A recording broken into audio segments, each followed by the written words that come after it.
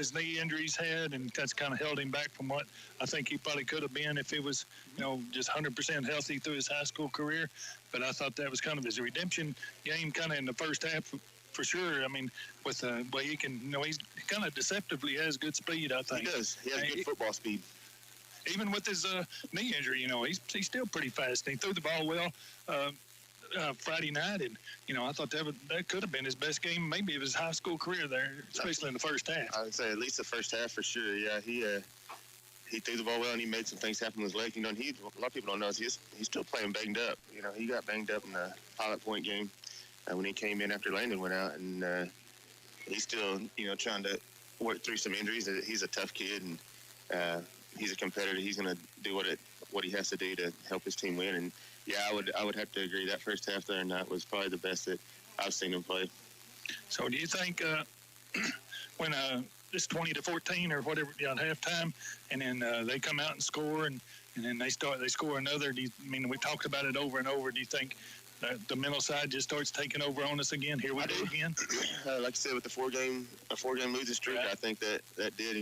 I think it was kind of here we go. We've got to learn to win. And that's just, it's a mindset and a culture, and we've got to change. And but yeah, I do. I think when we play with confidence, we can play with anybody. But when we start getting inside our own head, we're going to struggle. And when they took the lead there in the second half, I think that's what we saw is, we lost confidence and started struggling.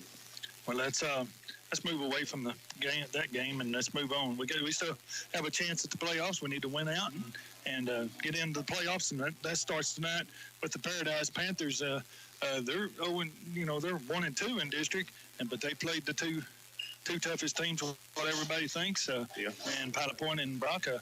So what have you seen from the Paradise Panthers? They do a good job. They have a little bit different style offense that they run. They're throwing the ball more this year than they've thrown it in the past, which is, I don't know if that's good or bad. It would be good if it's a muddy mess over there tonight, which all our kids are hoping for. This is the one grass field we play on all year. Well, I guess we played on grass at Henrietta, and of course it's been either. No, they're turf. You're right, they're turf.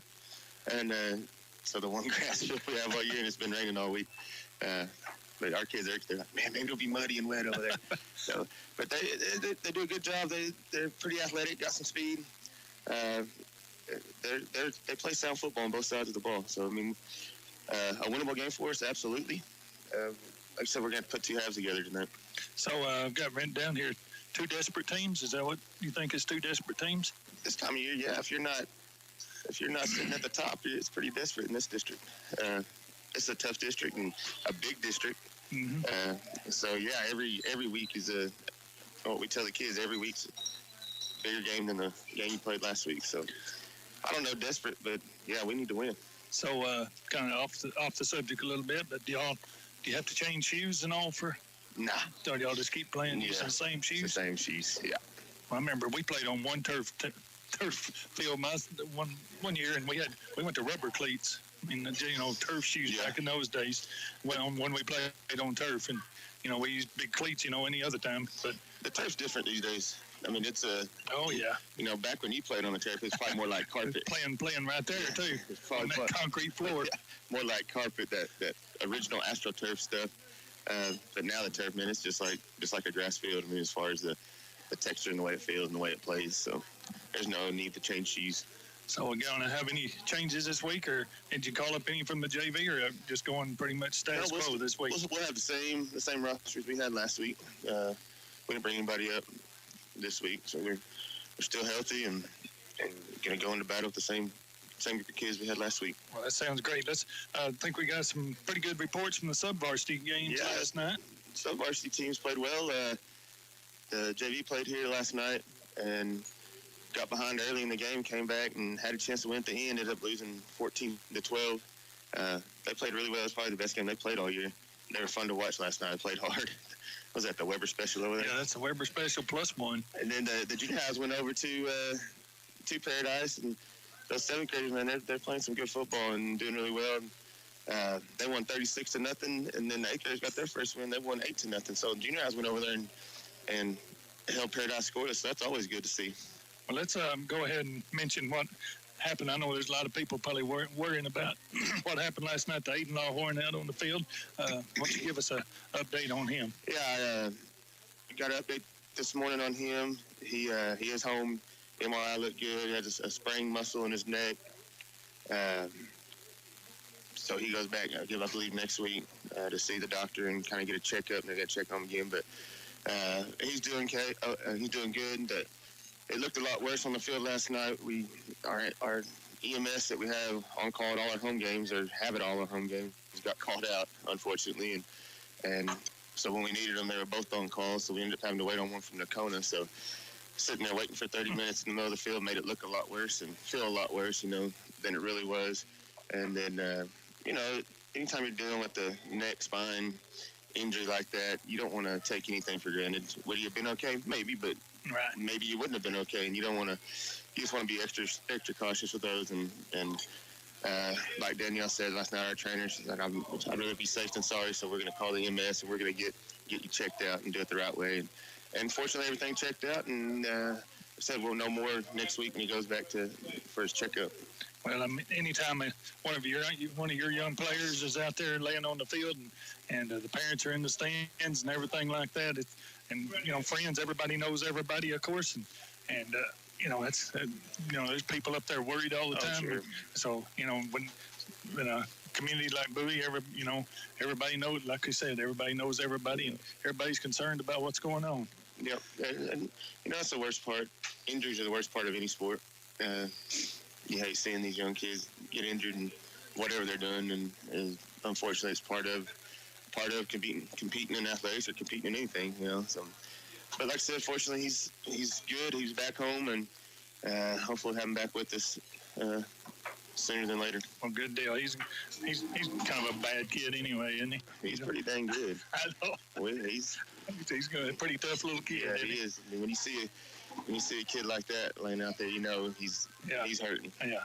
So let's talk about the volleyball team. I think they're doing pretty good in district. Well. I think they're about in third in district, and they're looking forward. I mean, they still got a couple of tough games to play, but I think they play. They got Jacksboro, don't they? They got City View tonight. Played Jacksboro earlier in the week. Yeah, and they're doing well. They got they keep winning, and their goals to get in that third spot going into the playoffs. And once you get in the playoffs, anything can happen. That's exactly. I think I've heard that before. Yeah, maybe that's right. Well, what about cross country? You had the cross country meet on Monday, I believe. Cross country went over to Holiday Monday morning, and had the district meet. Girls ran well, from what I understand. Ran some of their best times personally. A lot of them PR'd. They were up to get some tough competition. Them Holiday girls are a pretty good cross country team.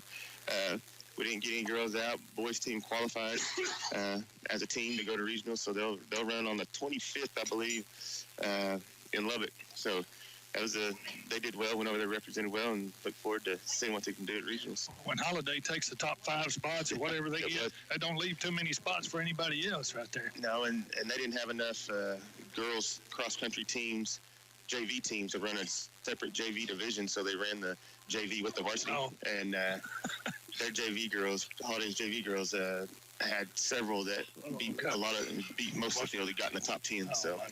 They're good. Oh my gosh! Well, now we're going to talk about the band. The band goes to UIL tomorrow. Yeah, they go to UIL tomorrow, and I think if I don't say this right, my wife's going to kill me, but I think at 1:30. KNTX's coverage of Bowie Jackrabbit football continues now with the pregame show. Tonight's pregame show is brought to you by Bowie Nutrition. We'll send you live back to the stadium for tonight's pregame show right after this. Healthy never tasted so good. Bowie Nutrition stocks protein meal replacement, protein shakes in a variety of flavors, including mint chocolate chip, peanut butter cup, and more. Also, seasonal flavors. They also have energizing teas for all you tea lovers. The flavors are endless. And for the kids, they can enjoy their tea without energy. Be sure to try Bowie Nutrition's iced protein coffee, too. Daily specials, first responders discount. That's Bowie Nutrition. Locally owned, open Monday through Friday, 7 a.m. to 2 p.m. and Saturdays, 9 a.m. to 1. Hello, everyone, and welcome to Jackrabbit Stadium, where the Jackrabbits get ready to take on the Whitesboro Bearcats here tonight. A beautiful night for football here in Bowie.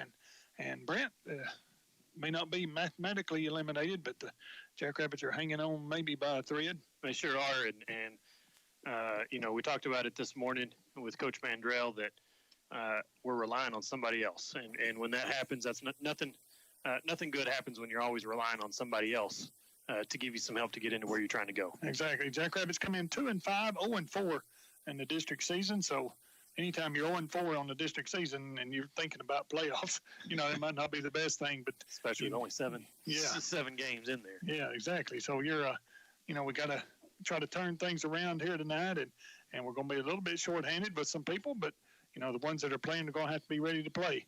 Absolutely, and everybody's, fighting the injury bug. It's nothing just specific to the Jackrabbits. I'm sure the Bearcats are just as banged up as we are.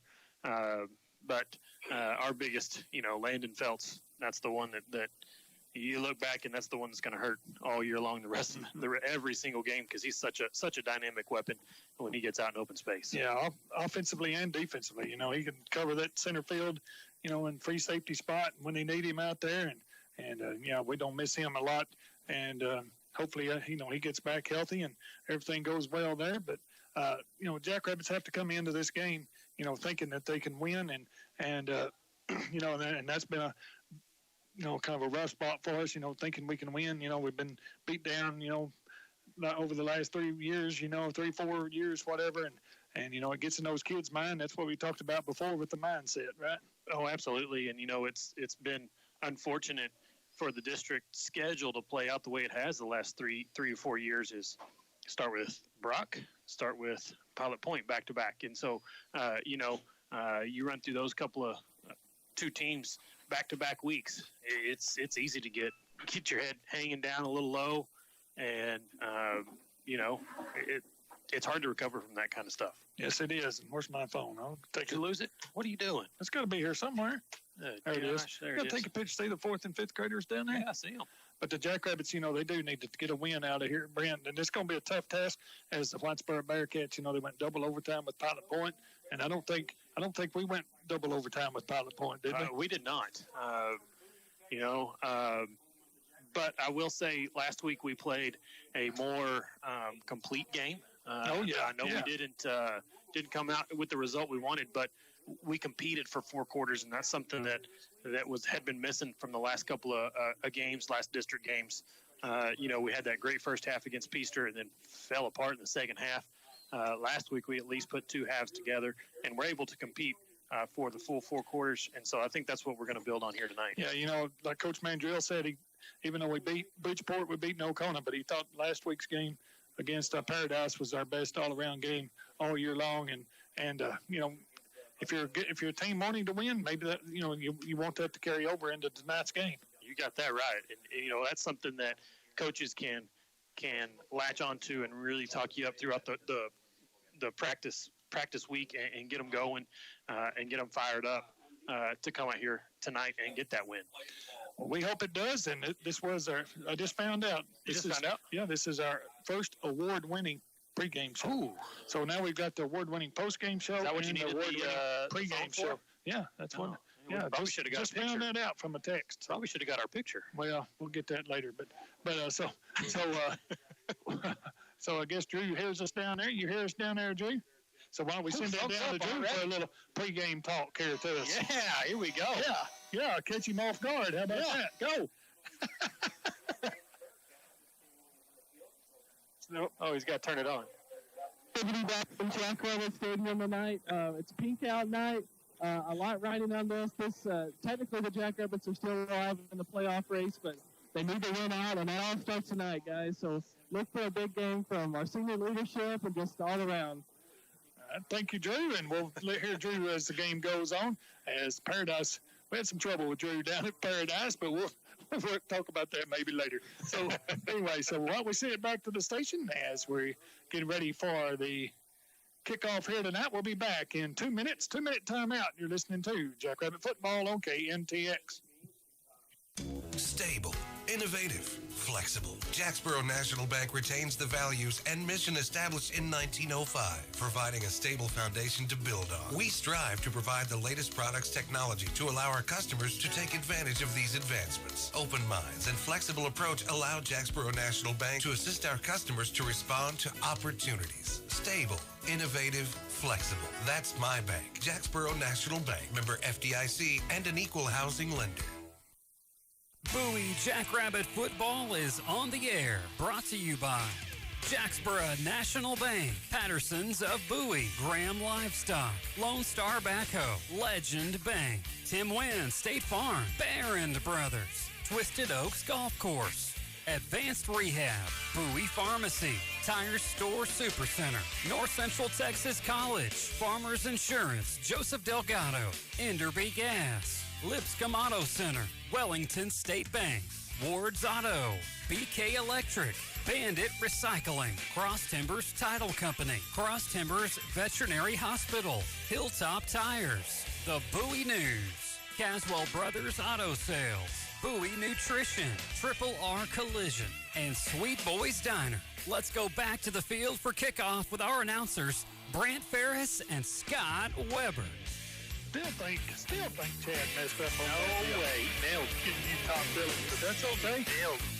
Well, at the Live at Longhorn, I don't get billed at all. No, you don't. That's okay. Nothing, so that's what he's just repaid. So here's the coin toss at midfield as captains for the Jackrabbits are Jake Fallis, Colton Price, Devin Milton, and Kobe Miller. And we'll try to get the Whitesboro ones if we can out there, but 14. Number 14. That's Jacob Hermes. Or Herms. Or Hermes. Or Hermes. Could go either way. Take your pick. Take your pick. Yeah, come on. I see Andre, the referee. Yeah, Andre, the referee. We know him well. Yeah. He's about as big as the football players in pads. Yeah, not hard to pick him out of a crowd. No, it's... Well, they didn't. Look at him. He's a monster. I know he is. Number 45, Matt Franco. Okay. Number 2. I'll let you have that one. Sean Sherris, yeah. All right, nailed it. Sean Sherris. And 65 is Paul Velter.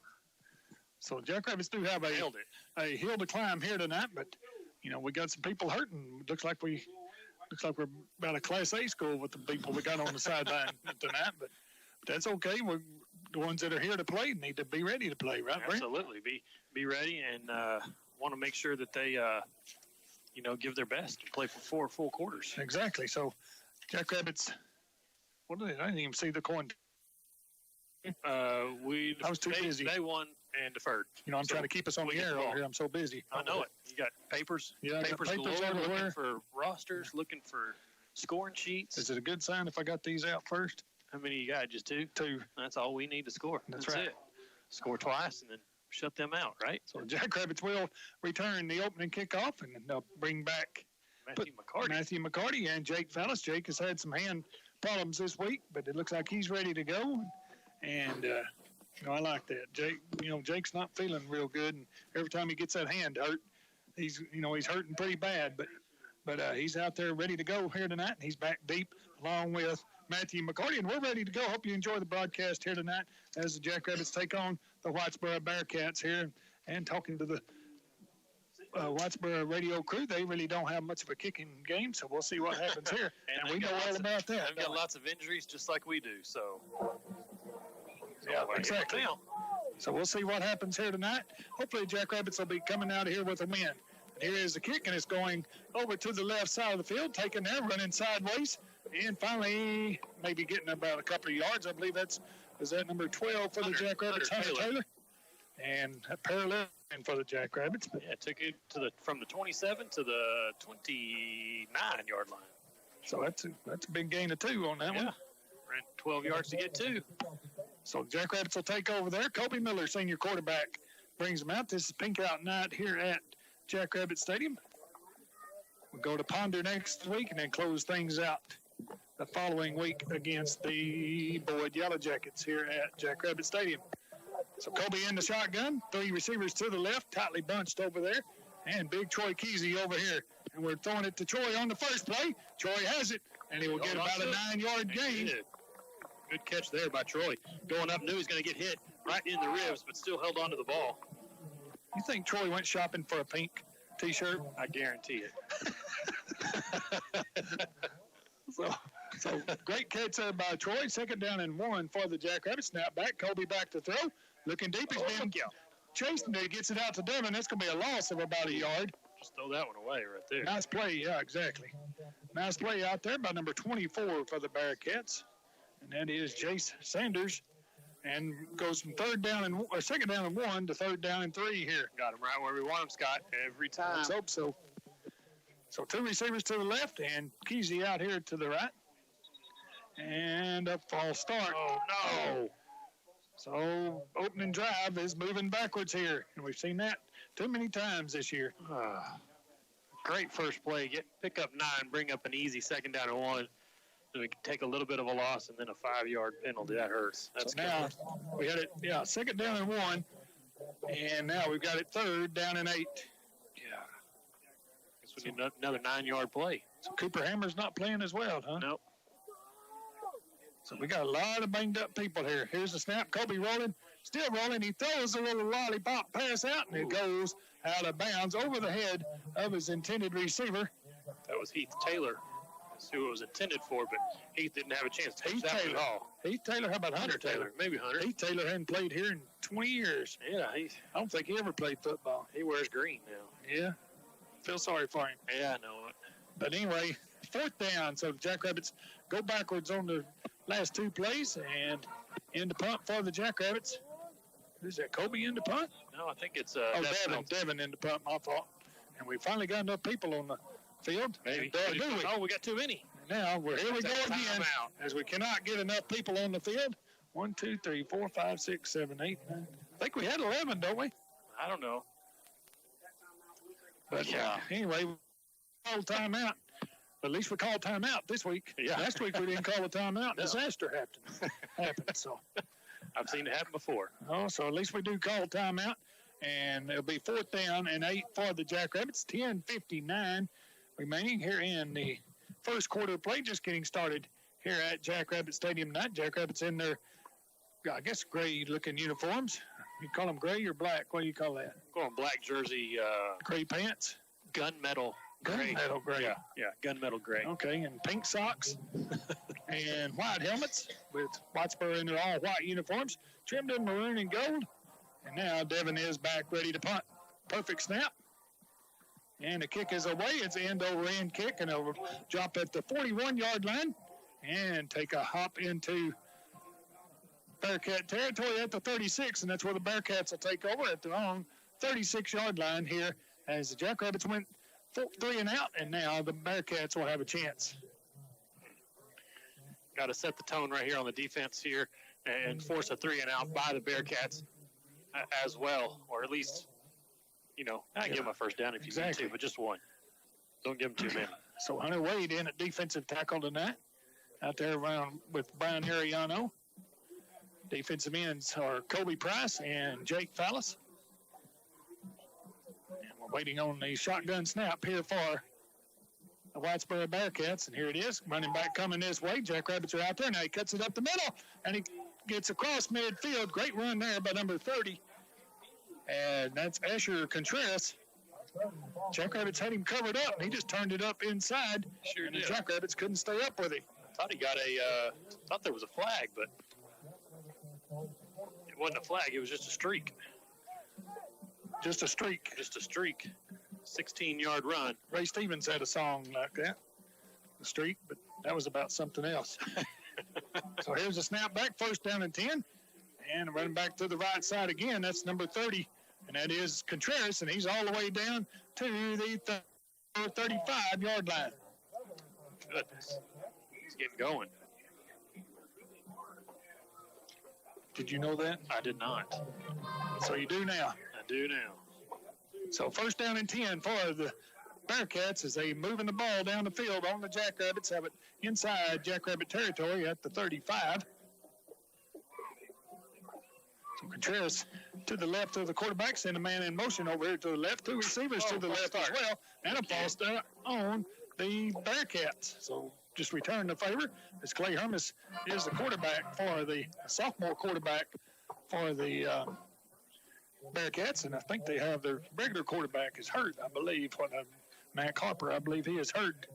And they don't know if he'll be back, so they've got a lot of people banged up as well. But they do have right a lot. now. But right now They're banging up the Jackrabbit defense. That Contreras kid, and he's hard to bring down. Yes, he is. So that'll be first down and 15 now from the 40-yard line. People moving again, but no call. And Hermes will keep it himself up the middle, and the Jackrabbits hit him and drive him back after a gain of 3 for some reason. I don't think he ever got that far, but we'll give him 3 yards, and it'll bring up second down and 12. Goodness, that's a lot of forward progress on that one. Sure was. I don't think he ever even got that far forward progress. He barely got to the 40. So second down and 12 for the Whitesboro Bearcats. It's been all on the ground here for the Bearcats so far. And here's the snap. This is going to be a pass, deep pass, and it is man wide open, and he just off his fingertips. He gator armed it. As he got by, yes he did, as he got behind Devin Melton out there. Wide open. So that's Jake Hermes with the almost reception, but now it'll bring up third down and 12. Tell you what, Jake's going to hear about that at home. I promise. I think so, yeah. My first touchdown pass, and you did that with your golly, come on. So big play here for the Jackrabbit defense, third down and 12. Ball resting at the 38, and there's people moving. No flags. There's no flags. And now another pass down the sideline, and a great defensive play out there. No flags as well. And that is Hunter Taylor with the coverage for the Jackrabbits as they try to hit number two, I believe, on the sideline. And it'll bring up fourth down 12, and it's decision time for the Bearcats. I think I would go for it if I was them. I don't know if I'd go for it or just try to pin us deep because our offense didn't show a whole lot of promise in the first drive. So they will. Anyway, they send a punting team in, or they send a bunch of people in. Yeah, they did. Don't drop back into formation. Now they go. The old swinging, the anti-swinging. Yeah, but look at this formation. Look at the splits between the linemen. 7 yards. And the kick is away. It's a let it go. Bouncing at the 7. And it'll go to the 1 yard line. And we ought to be good at this. We got the ball there last week. Yeah, we sure did. So Jackrabbits will take over at the 1. We'll be back in 1 minute. You're listening to Jackrabbit Football on KNTX. Are you looking to add some cows to your herd, or maybe you have too many cows and need to downsize?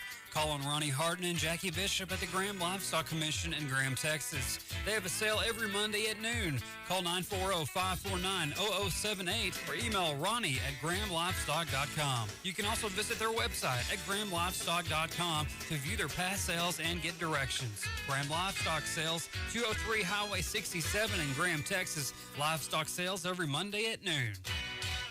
Lone Star Backhoe and Septic specializes in new septic systems and septic cleanout, which is recommended every 3 years. They can also repair your septic system. In addition, they build new roads, house pads, and ponds, barns, clear brush, and install storm shelters. For a free estimate, call 940-841-1736. Serving the Montague, Clay, Wise, and Jack County area, Lone Star Backhoe offers competitive pricing and quality work. Whether residential or commercial, call the staff at Lone Star Backhoe to discuss your next project. 940-841-1736. We got a flag. Welcome back as Kobe Miller has just thrown an interception, but nobody's moving, so there must be a flag or something here. Is it a free play? Yeah, it was a free play. Whew. First play got no yardage on the incomplete before we've gone to commercial, and then this one is intercepted, but I think it's going to be offsides against the Bearcats. So I move it back just over the 5 yard line. So that shows you how close that was. So second down and 5 for the Jackrabbits. No score. 8:34 remaining here in the first quarter of play here at Jackrabbit Stadium. Another flag. Yeah. Ooh, Kobe gets slammed in the end zone, but there is flags. We're going to move it back. We didn't like being out there, so we're going to give it back to them. Had way too much breathing room right there. So we're going to move it back to the goal line now And the Jackrabbits will run their third play from the goal line. First one was an incomplete pass to Devin out here in the flat. Well, now they moved it back. What are they doing? That's half the distance. Oh, half the distance. Right? So we did gain a little bit, didn't we? So 2nd down and 8 now for the Jackrabbits. Tillman Parr sighting. Uh-oh. Put a pad on him. So Kobe in the end zone, rolling to his left. He's going to have to get rid of it. And Kesey sits down for the first down. It's a weapon right there. Yes, it is. A weapon that was just found, too. Out to the 13.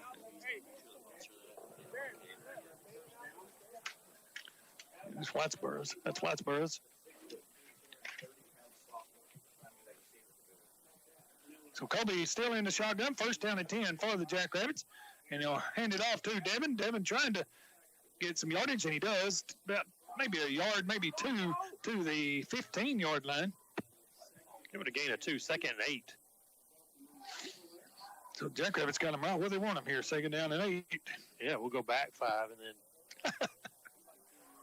So 2nd down and 8 for the Jackrabbits. 7:57 remaining. Kobe rolling to his left. Now he's back to his right, and he will take the sack. And that is with the sack. All the way back to the 8. I told you we were going backwards a little bit. I just didn't anticipate it being a sack. That might be another one we might need to throw it away, Brent. Yeah. But we didn't, so. Uh-oh. Look at this. What are we looking at? Oh, who's this? The Udies. Oh, no. Udies and the Bakers all listening to us. That's a bad sign right there. That's a party right there. Listening to this broadcast. Oh, Oops. no. Sorry. Party foul. I think that's a party foul. Here's Kobe, and Kobe will hand it off to Melton up the middle. And that is Melton Matthew Miller, I bet. Who? I mean, Matthew McCarty. Matthew Miller. Man, we're going all kinds way off tonight, aren't we? Way off. Maybe Sean Baker. Samsonite. You bet. I was way off. Was it Sean Baker with the carry? Or? Yeah, I'm going to give it to Matthew McCarty. Yeah, Matthew McCarty. Yeah, Matthew Miller isn't quite that slim anymore. Well, I'm not saying a word. I am. So we'll have to punt. 4th down and 11. I'll go tell him to his face right there if I need to. So we're on the goal line punting. Hopefully this turns out good. 6.5 remaining here in the first quarter. Oh, and a high snap. Devin gets it and gets it away, but it's coming all the way to the track. Oh, no. And oh, no, that might not be a good sign at all. We'll see where this referee's running way too far. Yeah, he didn't get it that far. He's at the 42. He's at the 35. He's at the 30. Oh, no. We got a generous spot there, I believe. Thanks, Andre. But the Bearcats will take over on their own. No, Jackrabbit 31-yard line. High snap, and Devin did a great job pulling it down. Did a great job saving 2 points. He sure did. And then he did a rugby-style kick, trying to get it out of there, and gets it to the 31-yard line. Whew. So 1st down and 10 for the Bearcats. Great field position. Hermis waiting on the snap, and he's back to throw, and he throws his batted right back into his face. Hunter Wade. That's Hunter Wade with the slap down. Hunter, not usually circumstances, he's out there tonight.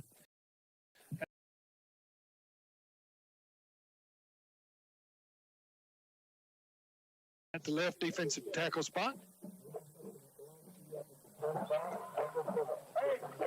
So 2nd down and 10.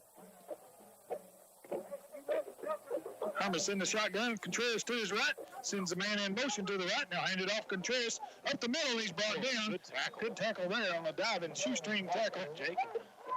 That was Jake Chalice. A little bit too loud there, isn't it? Yeah. That's Drew down there. He got them new batteries in there. He's ready to roll tonight. He wasn't going to forget batteries tonight. No, you got that right. He got grounded a whole week because of no batteries. Dang it, he used to work at a hardware store. I know, and he can't even remember batteries. Dang, he knew what aisle they were on. Yeah, but he didn't. Yep, it's gone. Yeah, I know. Now he's got to go back and memorize all the aisles again. So 3rd down and 4 for the Bearcats. They send everybody out with the exception of Contreras in the backfield. Hermis waiting on the snap. Blitz coming for the Jackrabbits. Hermis has room to run on the left side. Gets around Brian Ariano to the 10. And that's got to be a block in the back, but it's no call. And it's a touchdown for the Bearcats. He ran right over Riker. Yes, he did. Sheesh. That's a 26-yard touchdown run. For Clay Hermes. 26-yard touchdown run wraps up a Whitesboro drive that covers 31 yards in just 3 plays.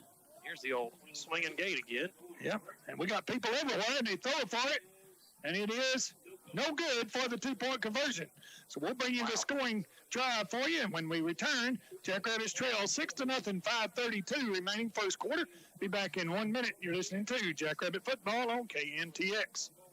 Hi, this is Corey Hooks, managing partner of Patterson of Bowie, a proud sponsor of Jackrabbit Football. Whether you find yourself at a 1st and 10 or 4th and long, we are here to assist you in all your vehicle needs. We offer a great selection of new Ford, Dodge, Chrysler, Jeep, and Ram products, as well as our Patterson Perfect pre-owned vehicles and our Cash Corral with prices starting at $2,500. Looking to accessorize your ride? We've got all the bling you need. If your current vehicle has been sacked, our body shop will get you back under center in no time. That's Patterson of Bowie or PattersonofBowie.com. Go Jackrabbits. At Legend Bank, we make banking on the go easy. Whether it's mobile banking with your smartphone or online banking with your desktop, we have you covered. You can even avoid devices, so skip the trip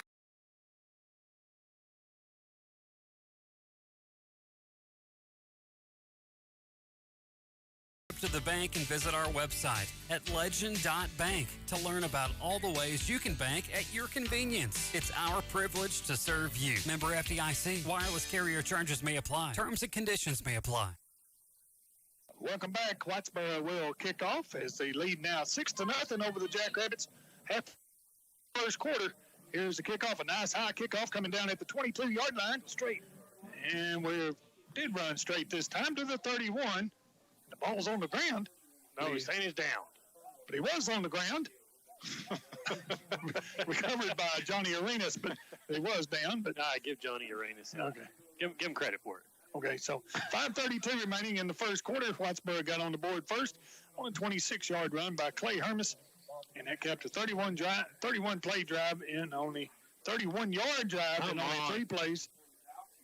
And the extra point, they went for 2, and it was no good. And the Jackrabbits trail 6-0. Here's McCarty up the middle, and McCarty goes nowhere.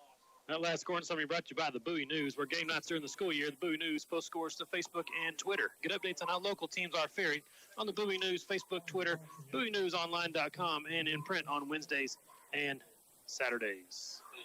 So Jackrabbits go nowhere on first down. They trail now 6-0, second down and 10. Matthew McCarty going out here to the right along with Troy Kesey. And Kobe back to throw. He's looking. He throws it out in the flat. It is complete. And room to run, and that is Taylor. And Taylor will get the first down for the Jackrabbits. Oh, no, he didn't either. He marked him out at the 40. Must have stepped out over there because he didn't get tackled until about the 43. So I guess he stepped out of bounds at the 40-yard line. Looks like Dean Cage would have kept him in bounds. Third and 1. This is the yardage that really gets me nervous. Yeah, it looks like Dean would have kept him in bounds over there. Look at Troy. He thought they got way further up there, too. He was over there about to line up at the 42. So, 3rd down and 1 for the Jackrabbits. And here's a snap. Kobe keeps it. Kobe's got a long way to go, and he's running sideways, and he won't get back to the line of scrimmage.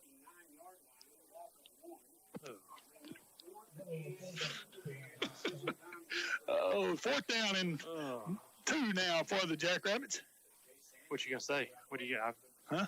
I don't disagree with this. No, go for it. I mean, our special teams has been something to Troy. Yeah, find something to number 88. That little bitty sophomore out there. So we'll see how it goes here. Kesey's out here to the right, 3 receivers out to the left. And snap back, and they'll hand it off to Devin. Devin's got a long way to go. There goes the pin for the first time tonight. And Devin goes backwards because there was tacklers all over him before he even had a chance to cut up the field. And the Bearcats will take over on their own 37-yard line. I mean, the Jackrabbit 37-yard line. At least give yourself an opportunity to make a play. I mean, we didn't give ourselves a chance. No. Devin had nowhere to go. Right through the left side of our offensive line. So first down and 10 for the Bearcats, already leading the Jackrabbits 6-0. 4 minutes remaining here in the first quarter. 2 receivers, 2 each side, and Hermes in the backfield by himself now. And they'll hand it off coming this way on a forward pass. And he's to the 35, to about the 29-yard line before he's finally brought down by Devin Melton. And that's number 3 for the Bearcats. And that's Brett Donaldson. First time we've called his name tonight. And that's a sophomore on a nice little run, little catch there by the Bearcats. And that'll bring up second down and 8. Donaldson, I feel like he should play baseball. Yep. A cocky third baseman. Maybe. Josh Donaldson. Oh, Josh. Yeah, that's his name. Just one of those you hate playing against him, but would love having him on your team. Darn right. Ruben Odor. Yeah. Hermes back to throw, rolling to his left. He's being pressured. Now he throws deep. He got a man wide open. Touchdown. Oh, did he get in? Did he catch it? Oh, yeah. Did he? Oh, yeah. He touchdown for the Bearcats. What number is that? Number 6. Jay Sanders. That's a 29-yard reception. Clay Hermes to Jay Sanders, and it wraps up a Whitesboro drive of 37 yards in 2 plays. And now we go for 2 again, and he's wide open. And number 11 will easily go in for the 2-point conversion. Goodness. It's Clay Hermes going in for the 2-point conversion. So we'll run it down for you when we return as the Jackrabbits now trail 14-0 here in the first quarter. We'll be back in 1 minute. You're listening to Jackrabbit Football on KNTX. Accidents happen. No matter when or where they do, you can count on State Farm to be there. See State Farm agent Tim Wynn at 201 West Pecan in Bowie for dependable, affordable protection with the good neighbor service you deserve. With cut-rate car insurance, you don't have an agent to turn to when you need help. With State Farm car insurance, you get an agent you can depend on and insurance company you can trust. No matter when or where an accident occurs, you can count on State Farm for the best combination of service, price, and protection. See State Farm agent Tim Wynn at 201 West Pecan or call 872-2820. Friday Night Lights and Jackrabbit football, 2 things that our town lives for and Barron Brothers is proud to be a part of. Season after season, year after year, North Texas farms and families have come to count on Barron Brothers for cattle and horse feed, fertilizer, and even supplies for your pets. Barron Brothers has 5 locations to serve you, with one on Highway 59 South right here in Bowie. Or go check us out at barronbrothers.com. Barron Brothers, serving our communities with quality products and superior service for over 80 years. Welcome back. We'll run down the scoring drive by the Bearcats for you in a minute. And here's Taylor again at the 20. And he's running this way. And he gets brought down and he fumbles. Uh-oh. And the Bearcats have it, they say.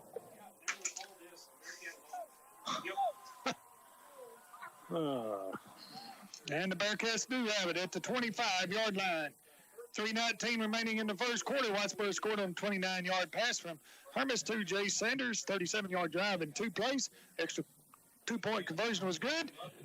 And it is 14-0. And now we have just fumbled the return. Hunter Taylor fumbles the kickoff return.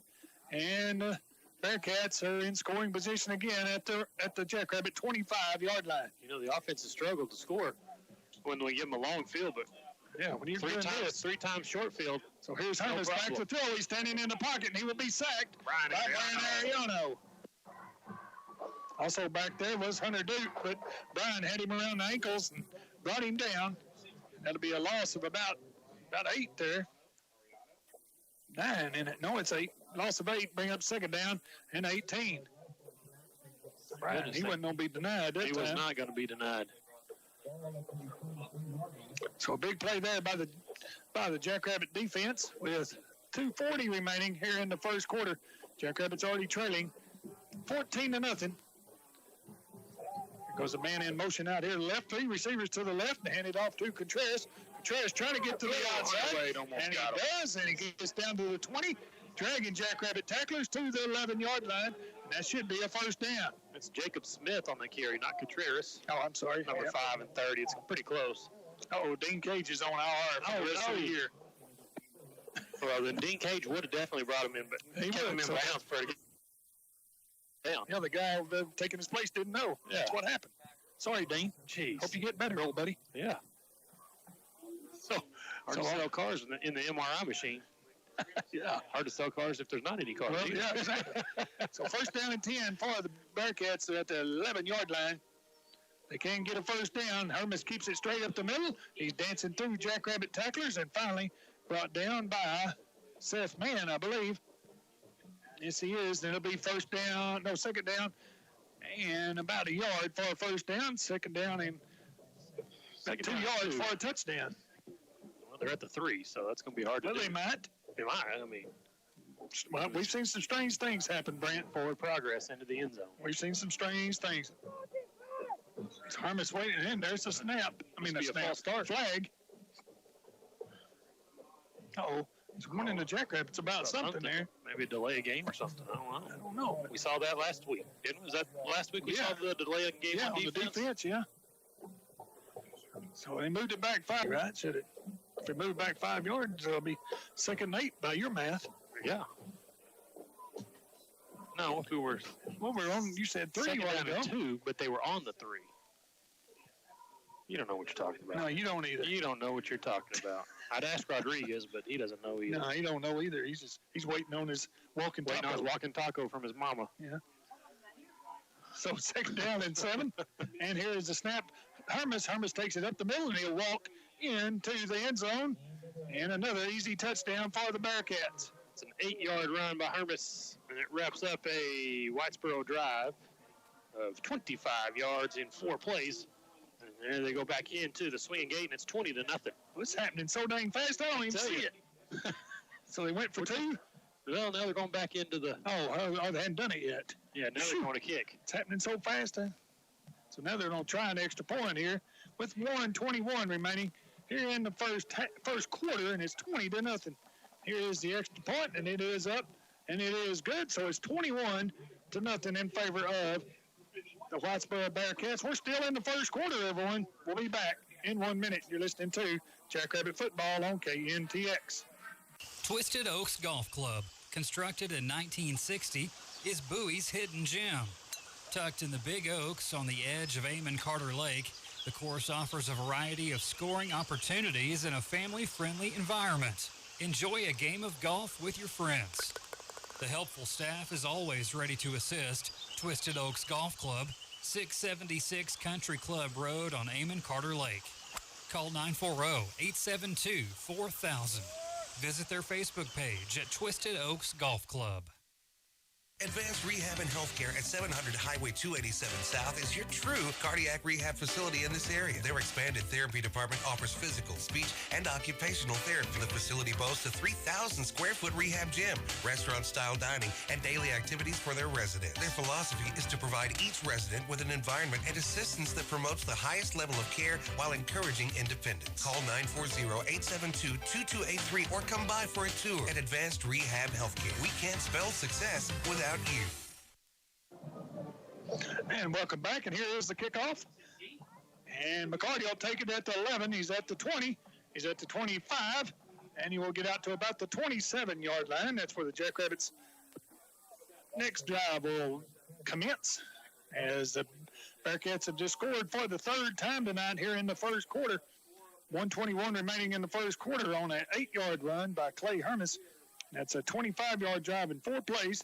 And 21-0 is our score. So it's been a 3-play drive, a 2-play drive, and a 4-play drive, Brant, from 31, 37, and 25 yards. I feel like we got to have them start a drive on the other side of midfield, on the other side of the rabbit. ACL completely torn, PCL completely torn, MCL completely torn, patella tendon partially torn.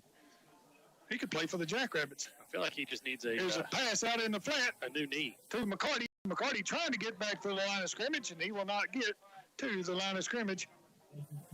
And patella tendon partially torn. Meniscus can't tell if torn because of amount of swelling. It just wills to be torn like the rest of them, huh? What's he complaining about? I don't understand. I mean, come on, Dean. Good gosh, Dean. I didn't know carrying the chain was so tough. Yeah, it's tough. So clock running, 45 seconds remaining here in the first quarter. And it'll bring up 2nd down and 11 for the Jackrabbits. And Kobe back to throw again. He's looking. Now he's being chased to his right. Now he throws. And it is incomplete. Tried to hit McCarty on the sideline, but threw it out of bounds. Didn't give him a chance to make that catch. So that'll bring up 3rd down 11 now. Clock stopped with 31 seconds remaining. Just where we need them right there. I hope so.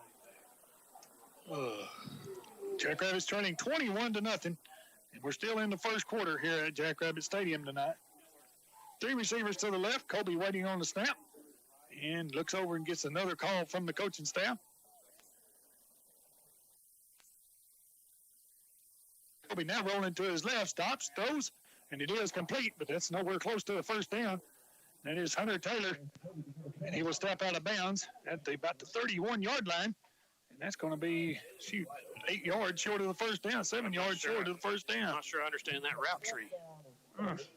In that one, I mean, that's not going to do you any good, just a 4-yard gain when you need 11 to continue the drive. So 4th down and 7, we're going to have to punt again as Devin comes out to punt. And I don't know. Let's get it past, past the rabbit. Past the rabbit. As Whitesboro has not run a play in their own territory as of yet. Yeah, they did, and they had to punt. Yeah, no, but good gosh, I don't even count that. High snap, and it is nearly blocked, but a nice job by Devin getting there in the way, and a fair catch made at the 43. Almost past the rabbit. Jake right in his face. Yeah. So, oh boy. But it is on the other side of the 50. Yeah, so but not the other side of the rabbit. Not the other side of the rabbit. We're 2 yards short of that. Oh boy, 21-0 is our score.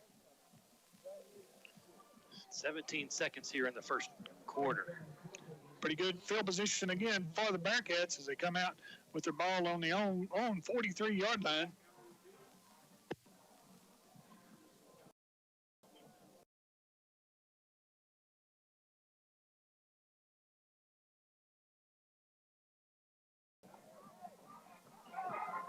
Hear both bands going at it here in the background. Hermit's waiting to snap. Has receivers to the left, 2 to the left, 1 to the right. Hermit's with all day to throw. Now he throws. He's got a man out there. Perfectly thrown.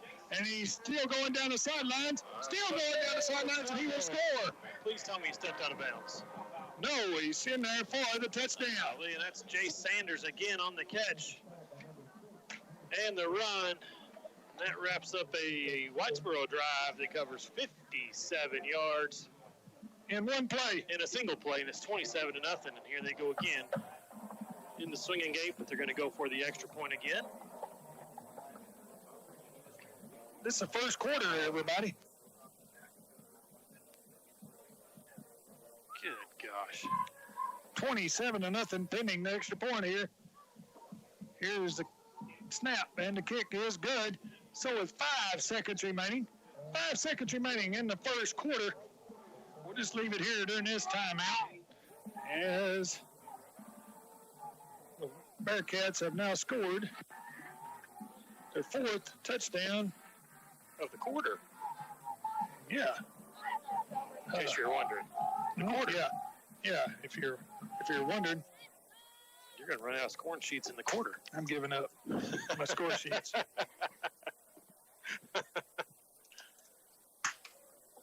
Can that kid play? I don't know. He's offering me candy.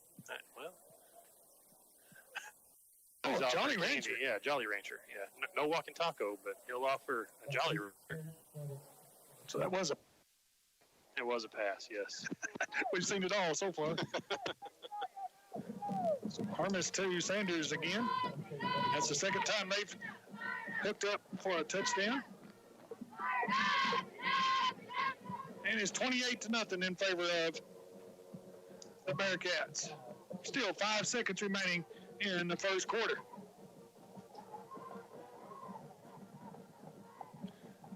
I think I'd kick one like that one time, don't you? They run all I don't know why they would do that now. I mean, up for 4 scores. Yeah, they all run 7 years ago. All run up to the line of scrimmage like they're going to kick the ball and back off. And here is the kickoff. And this one will be Matthew McCarty at the 17 to the 20, 25. And he is brought down and maybe to the 27. So about a 10-yard return by McCarty, and that should be the end of the first quarter. Mostly for the Jackrabbits. That's the end of the first quarter as the Jackrabbits trail 28-0 to the Whitesboro Bearcats. We'll be back in 1 minute. You're listening to Jackrabbit Football on KNTX. Bowie Pharmacy, 503 East London, understands that convenience is very important. The pharmacy is conveniently located near medical clinics and as a convenient drive-up window. They also offer delivery inside the Bowie city limits. Bowie Pharmacy is your hometown pharmacy. Most insurances and Medicaid are accepted. Have your next prescription filled at Bowie Pharmacy, a strong supporter of Bowie High School sports. Open Monday through Friday, 8 to 5:15, and Saturdays, 8 till 11. Call 940-872-1140. The Tire Store Service Center is finally coming to Bowie, Texas. They offer more than tires. Go see them for all your vehicle maintenance needs, such as alignments and oil changes. They carry top tire brands such as Toyo. At Tire Store Service Center, they don't sell, they service. That's Tire Store Service Center, 209 East Wise in Bowie. Go by and see their newly remodeled location. For all your tire and service needs, see Tire Store Service Center. Welcome back. Jackrabbits trail 28-0 as we go to the second quarter here at Jackrabbit Stadium. Scott Weber, Brant Ferris, and Drew Weber on the sidelines for us as first pass here in the second quarter goes incomplete as he tried to hit Kesey on a kind of a slant pattern coming in about the 35-yard line. Pass was just thrown a little bit in front of him, so we'll go to second down and 10. We'll send it down to Drew here in a little bit and get his thoughts when we get a little break in action here. See how the sideline is reacting to this 28-0 deficit. Kobe hands it off to McCarty. McCarty coming this way. There's a flag. That's going to be holding, and there's a fumble. And the Bearcats have it, it looks like. But there is a flag, and I'm afraid the flag is going to be holding against the Jackrabbits. Yeah. Hunter Wade picked up the flag and like, here it is. And just dropped it. And it is holding against the Jackrabbits, and Whitesboro with another great field position here. Gosh.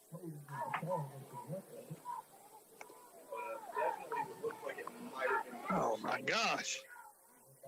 Duval wants to know if we need anything. A touchdown. Yeah. I don't have 25 on their roster either. Oh, really? Nope. Oh, well. Yeah. Matthew Riddles on their roster. Is that what you're saying? 25? Yeah. I got Matthew Riddles. Yeah, that works for me. So here's Bearcats out of the ball, and they pitch it forward and trying to get to the outside. Jackrabbits are chasing him, and there's a flag. Hopefully that's holding against the Bearcats. As we bring him down, that's number 8 with the carry, and that is Torrin Nogastad. What was that? Yeah, you got it. Yeah, so hopefully it's holding against the Bearcats. It is. Let's see, do we decline that? Or? No, move. Oh, we do? Yeah, we do. No, we do decline it. We moved them back on our own. Yeah, but not 10, 15, or whatever. Yeah, but you give 20, an extra, whatever. You give an extra, we've had trouble stopping them as it is. Give an extra opportunity. I mean, we have 8. Oh. So it'll be first down and 15 now for the 15. I guess it was a spot foul. Huh. I guess that's what they did anyway, huh? I don't know. I don't think we need anything, Chad. Thanks a lot. Here's a pass back. Hermes throws a little sidearm catch. Pass and catch all the way down to the 36-yard line. Man, that was a good-looking pass. If this guy's not the starting quarterback, what the heck? Down to the what, 27-yard line? Yeah, 27. It's an old Patrick Mahomes sidearm sling. Yeah. I mean, the guys next to us told us that Mac Harper is usually their quarterback, the senior, or the junior, but this guy's a sophomore, and he's whipping it all over the place here tonight. Third down and 3. Jackrabbits almost went off sides, and I guess, did they? Oh, false start. Oh, somebody flinched. So let's move it back, and we are moving it back 5 yards, so they'll bring up third down and about 8 now for the Bearcats. Again, the Jackrabbits trail 28-0 here in the second quarter of play.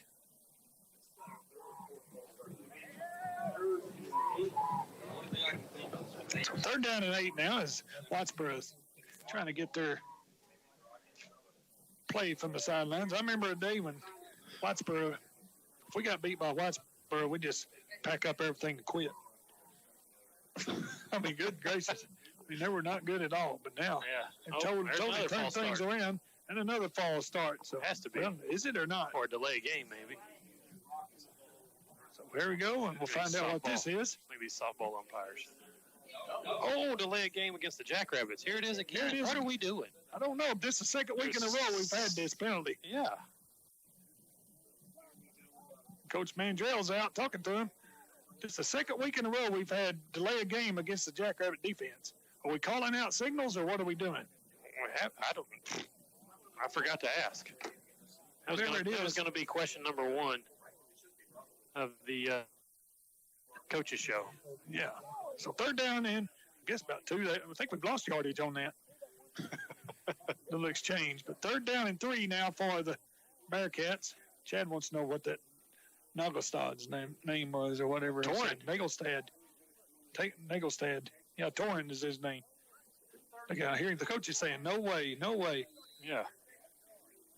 But he started the clock. We need to get Drew to ask that at halftime. Yeah. Well, I don't know. I guess he shook his head. He's shaking his head like, no way. No way.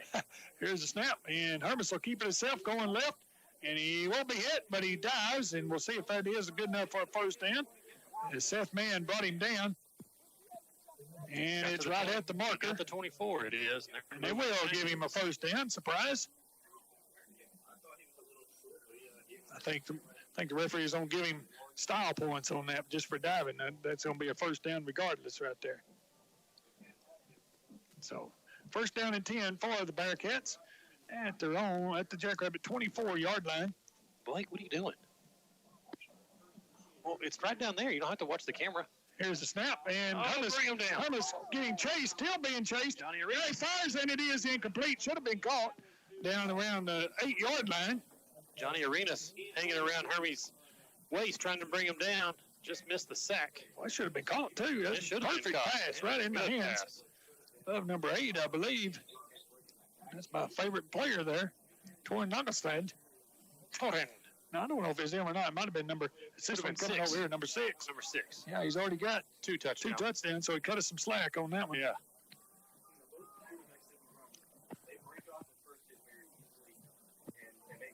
So, second down and 10 for the Bearcats.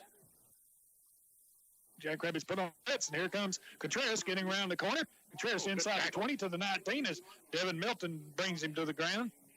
And that'll be a gain of about 5. Third down and 5 for the Bearcats. Good tackle there by Devin Melton coming up from his free safety spot. Grand Prairie, Texas. Maybe the ticket wanting something, or I don't know. Yeah, it might be. That might have been my big break, and I just turned them off. Could have been our big break. Third down and 5. We're a package deal, buddy. Third down and 5 for the Bearcats. Jackrabbits trailing 28-0. 8:50 remaining here in the second quarter. Hermes throws. He's got a man wide open at the 12. Still dancing down the sidelines. Jackrabbits finally bring him down at about the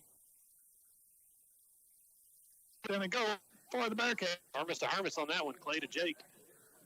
Down inside the 10-yard line, out down at the 8. That was just too easy right there.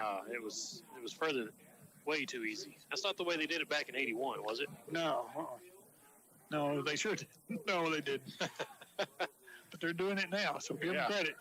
Contreras, and he's hit right at the line of scrimmage, or behind the line of scrimmage. Is that Seth Mann? Nope. That's not Cutter Seth Brown. Mann. Cutter Brown with the tackle.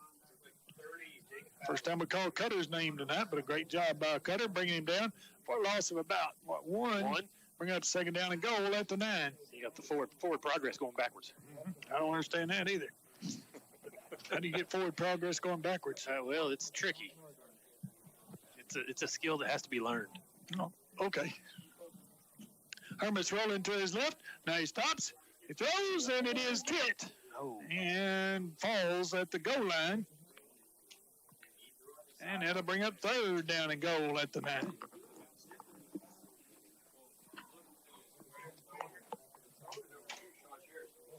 You're going to tell we can We can bring the people in here, can't we? Backing them in here, yeah. We've got Blake Wood up here because I guess Rodriguez wasn't doing a good enough job on the camera. Apparently not. Way to go. Yep.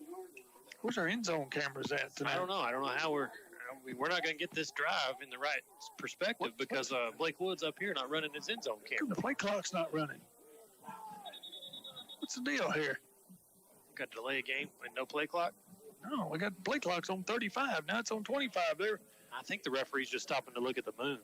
Is that what it is? That's what he was, yeah. Coming up over the horizon? Yeah, looking over the scoreboard there. I don't know what's happened here, but things are not going the Jackrabbits' way, to say the least here. 28-0, 7:40 remaining here in the second quarter of play. And they third down and goal for the Bearcats at the 9-yard line. And Hermes has it. He's going left. He dives, and he'll dive to about the 3-yard line, it looks like. Seth Mann in on the tackle out there. They're marking it at the 4-yard line, so it'll be fourth down and goal at the 4. Kick a field goal. There they go. That's what they're doing. Try it, aren't they? Bringing in the tee. Goal. Yep. So he will kick it, and it'll be a 20-yard field goal attempt here. No, a 21-yard field goal attempt. Holder backed him up one more yard. Back it up. So we'll see how this goes. It's about like an extra point here. Snap back. Oh, and they're faking it. Oh, and they jump past and it's called for a touchdown. But that jump pass. Wow. That's number 7, Sterling Garton on the pass to Jake Hermes, 4 yards. And it's a touchdown, and that wraps up a Whitesboro drive. 10 plays, 30 yards, and it is now 34-0. Oh. 30 yards, what? 10 plays? Is that what you said? 10 plays. How do you do that? Slowly. And here is the extra point, and the extra point is good. So, oh, man. That hurts. Whitesboro pulling out all stops. We're going to send it down to Drew. I'm tired of talking right now, so send it down to Drew and see what Drew says is going on down at the sidelines. Well, guys, the Jackrabbits find themselves in a sadly familiar spot, being down big way before halftime. Just gotta try to find any momentum, any semblance of I guess spirit in the team, so they can get some sort of a rally going, guys. Well, it goes. Man, he is. Yeah, he's right on it, isn't he? Right on it every time. I mean, he just nails it with that. It's fantastic. But the Bearcats have scored again. 6:57 remaining here in the second quarter of play. First touchdown in the second quarter by Whitesboro. And that is a 21-yard pass, I guess you would say. It was a 4-yard pass, sir. Oh, yeah, I was thinking about the 21-yard field goal. I'm thinking about the field goal. My fault. Good grief. I mean, we're going on. 4-yard pass. All kinds of wacky for you. So, 30-yard. How do you get a 30-yard drive in 10 plays? Slowly, I told you. Penalties and all kinds of stuff. That's just about says it all about this night so far. And the extra point is good, and it's 35-0. And number 65 will kick off again for the Bearcats. That is Paul Belton. He's going to have to get an injection at halftime. Oh, me. I think we all are of something. Mm-hmm. I'm not sure what. So 35-0. I need to have to talk to Chad Duval about that. See what he can get us for that. Here's a kickoff, and it's taken at the 32. It's on the ground again. We didn't get and it. the Bearcats have it again. Do they? I don't know. They think they do anyway. Yes, they do. Yeah, it's the dang kicker. Not the kicker, not Paul Belton, the other kicker. Oh, boy. So another turnover committed by the Jackrabbits, and this one will be first down and 10 for the Bearcats at their own 33-yard line, leading 35-0 over the Jackrabbits. Good grief. 35-0. And here comes the offense for the Bearcats back out on the field. And Hermes ready to score again here. Hopefully the Jackrabbit defense can step up and make a play. Rolling to his left is Contreras. Herman still looking. And he jump pass and throws it out of bounds. All of a sudden, they like the jump passes. Yeah, they like it. Jump passes all of a sudden. So to bring up second down and 10.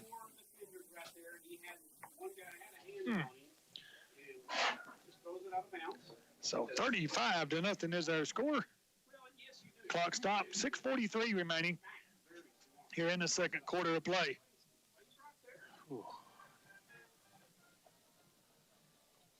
Hermes waiting on the snap. Got 3 backs with him in the backfield.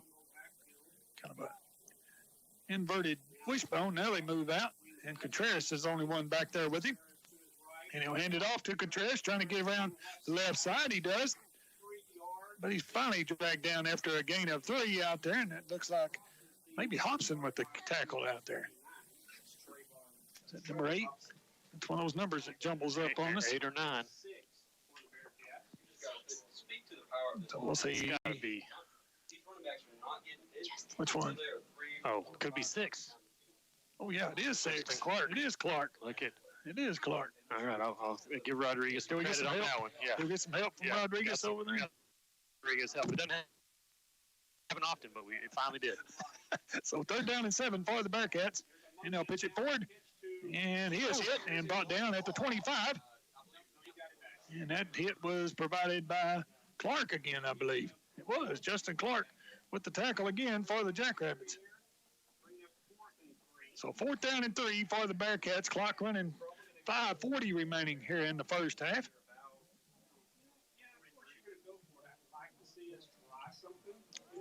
So 2 receivers to the left, 1 out here to the right. Contreras in the backfield with Hermes. Now man in motion, but over to the left. And they will, Hermes will keep it himself, and the Jackrabbits have stopped the Bearcats. Hey! For the first time tonight, the Jackrabbits have stopped the Bearcats. Just 35 points late. Yep. So Jackrabbits need to try to get something going here before halftime, as there's 5:21 remaining here in the first half. Jackrabbits trailing 35-0. This second quarter brought to you by the Bowie News. If you think you know football, show off your knowledge each week with the Bowie News Pigskin Picks Contest. Fill out your picks in each Wednesday edition of the Bowie News through November 10th and win cash prizes. Weekly winners will be entered into the drawing for the Ultimate Tailgating Package, sponsored by Carl Clement Ford and WL Plastics. Kobe rolling to his right. He's got a man out in the flat, complete. And that'll be about a 4-yard gain, maybe a 5-yard gain, 6-yard gain maybe. I'll get it right. Well, look where he's marking it. I know. We never even got that far. No, that's that forward progress going backwards. And that was Hunter Duke on the catch, right? Yeah, it was. Hunter Duke with the catch. He's moved from, defensive tackle to tight end this week. Something you don't see very often. So Miller has it, and he'll hand it off up the middle. And this is going nowhere. And maybe back to the line of scrimmage. Oh, they won't give him a yard. I feel like Whitesboro,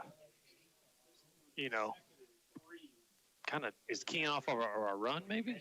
I'm not sure. Kind of feels like it.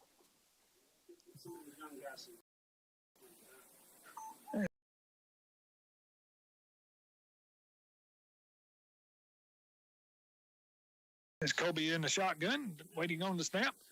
Has it. Back to throw. He's being chased, and he'll be sacked from behind, way back at the 24-yard line. Back almost close to the original line of scrimmage. Goodness. And that's where they will mark it, so it's going to be 4th down and 10 for the Jackrabbits. We can't seem to get out of our own way. No. Kobe trotting off, and the punting team coming on the field. And that doesn't look like to me. It looks like a whole lot more people are coming off than are going on. Yeah. Now we're getting them something on there. I still don't think. 2, 3, 4. Scott, we run the ball now we've got 11 times for -7 yards. Oh, no. That's not good. Not good at all. They should be down to like 10 by now. And the play clock didn't start again. It's blocked. Touchdown, Whitesboro. What a play the middle by number 7, as he just goes right through untouched. Sterling Garton, and he takes it in for the block punt touchdown. Good. Nobody even touched him. Nobody touched him. Sterling Garton on that one. That's the one that threw the touchdown pass the last drive, and that one was an easy drive for him. 41-0 here with 3:17 remaining in the first half. Now he's on a kick. And he kicks it. Oh, he missed it. Oh, he missed this one. So Jackrabbits get a break here. Got to look for him anywhere we can get him. Whitesboro has scored again. And that is a block punt for a touchdown. Yes, it is. So we're going to leave it here during this timeout. Block punt. How about that? That's the second one we've seen in district. Just like that. Yes, it is. Nobody touched him right up the middle, and I was worried we didn't have enough people on the field because people kept running out there and coming back. We forgot to block anybody. Do our assignment, didn't we? So special teams again have taken a big chunk out of the Jackrabbits here tonight. Last week was a bad snap, didn't reach the punter before the Paradise jumped on it. And now a block punt right up the middle. And it is 41-0 in favor of the Bearcats. So I'm curious to see what do you say at the in the locker room at this? Yeah, really. So hopefully Jackrabbits can get some kind of momentum going into halftime. Maybe it's our turn to get some momentum going into halftime. And here's the kick coming down, and it gets over our heads and goes out of bounds at about the 14. Smart right there, McCarty. Yes, will. So Jackrabbits should get it where it's a 25. We don't want to re-kick it, do we? No, we don't want to re-kick it. We want to get as much as we can out of this. Let's see. Let's mark that thing. Well, we'll have to re-kick it. Nope. Get it at the 30. So first down and 10 for the Jackrabbits at the 30-yard line. Maybe our best starting position. Yeah. Oof. So we need something to go our way here. We only trail 41-0 here, and we ain't got enough people on the field. Oh, you'd think our offense would have enough people on the field, but finally have to run in, starting left tackle, and here comes Devin Melton across the. Hey, we may have made up that -7 right there. We may be at 0 right now. All the way out. It's a 6-yard gain. Nope, not quite then. 6-yard gain, and bring up second down and 4 for the Jackrabbits. Ooh, we're close, though. Yeah, really close. As Jake Fallis checks into the game for the Jackrabbits. Devin checks out. Snap back, and here goes McCarty, I believe. No, it's not McCarty, is it? Yeah, that's McCarty. Oh, it is. And McCarty gets the Jackrabbit first down. Hey! First down and 10. How many of them we had in that? Second, I believe. I'm scared to look. Second first down. Yeah, 11 carries for 3 yards. Count them on one hand. So the Jackrabbits, first down and 10 at the 40-yard line. Kobe back to throw, and there he is. Kesey, and Kesey is brought down at the 48-yard line. That was our other first down, I believe, right? I think so, yeah. He's set down right at it. Yeah. So second down and 2 for the Jackrabbits. Clock running. 2 minutes remaining here in the first half.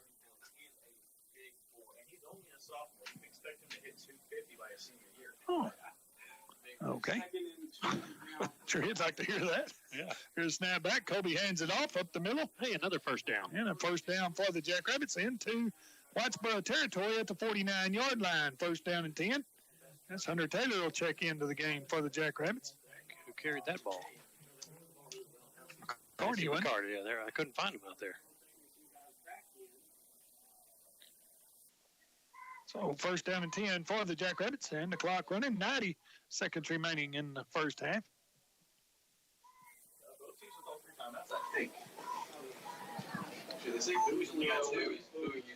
Waiting on the snap. Man in motion this way. And Kobe back to throw. It's almost intercepted. But it's knocked down by number 73. I hope they did. Yeah, I didn't hear anything. I didn't see any referee signal, nothing. Man, we've seen that getting pilot point. Yeah, we did. He just throw it out there and almost caught. 73 was on he had the end zone. Yes, he did. Scores around the district pilot point all over Ponder, 34-7. Oh, across the middle, McCarty. Oh, there's a flag. Could wait and see. No, it's called by the line judge, so he usually doesn't call holding. Nope, blocking the back maybe. Brock is beating Bowie 27-0. And it is personal foul. Hands to the face against the defense. Well, Jackrabbits are threatening here with 1:11 remaining here in the first half. They do trail 41-0 in this ball game.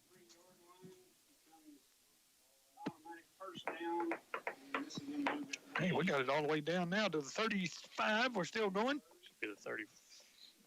Still going. 29. 28. 28.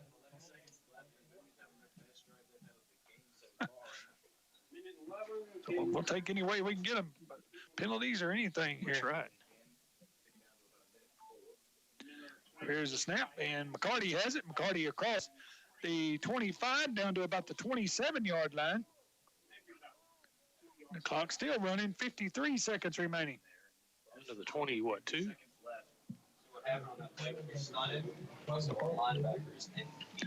So they bring up second down and 3 for the Jackrabbits. 40 seconds remaining here in the first half. And Kobe back to throw. He's being pressured and he's sacked. Back at the 34-yard line. That's big number 73 again. He went through 3 guys. Good gosh. 25 seconds remaining. It's an 11-yard loss there on that sack. Bring up third down and 15. And we finally take the timeout with 18 seconds remaining. Jackrabbits do take a timeout, like Brant said. 18 seconds remaining. Man, oh man. Good gosh. It's going to bring up third down and forever here, though, for the Jackrabbits. The last game in our district, Peaster is at Paradise, and they're winning 20-14 at halftime. Peaster is? Peaster ahead of Paradise. Oh, see how that. I can't remember what our picks were this morning. Well, whatever I picked was going to be right. So yeah, I can't remember if I picked with you or against you on that one. But you're down there in the cellar at the moment, I believe. I'm headed upwards, though. Was a bullet. Whoa. So big play here for the Jackrabbits. Third down. And what about 17? What if it's 16? It says 25 on the scoreboard, but I don't think that's right. Do you? 25? Yeah, I don't think it's 25. I'd say it's about 15-ish. Yeah, maybe 15. Yeah. Somebody fat fingered. Oh, there it goes. Oh, you fixed it, yeah. Okay. And Kobe rolling back. He throws back against the grain. Here's Karen D. Moss to the 30, 25. Kennan to the 20. Oh. And he dives maybe short of the first down. We'll see where they mark it. First DeMoss sighting of the night. Yes, it is. He comes up limping. So and that'll stop the clock for a little bit, but we're not going to call another timeout, it doesn't look like, are we? Why it should stop the clock. We should. And we do call a timeout with 3 seconds remaining. 3 seconds on the clock. So Jackrabbits will take it with them. We'll be back in 30 seconds.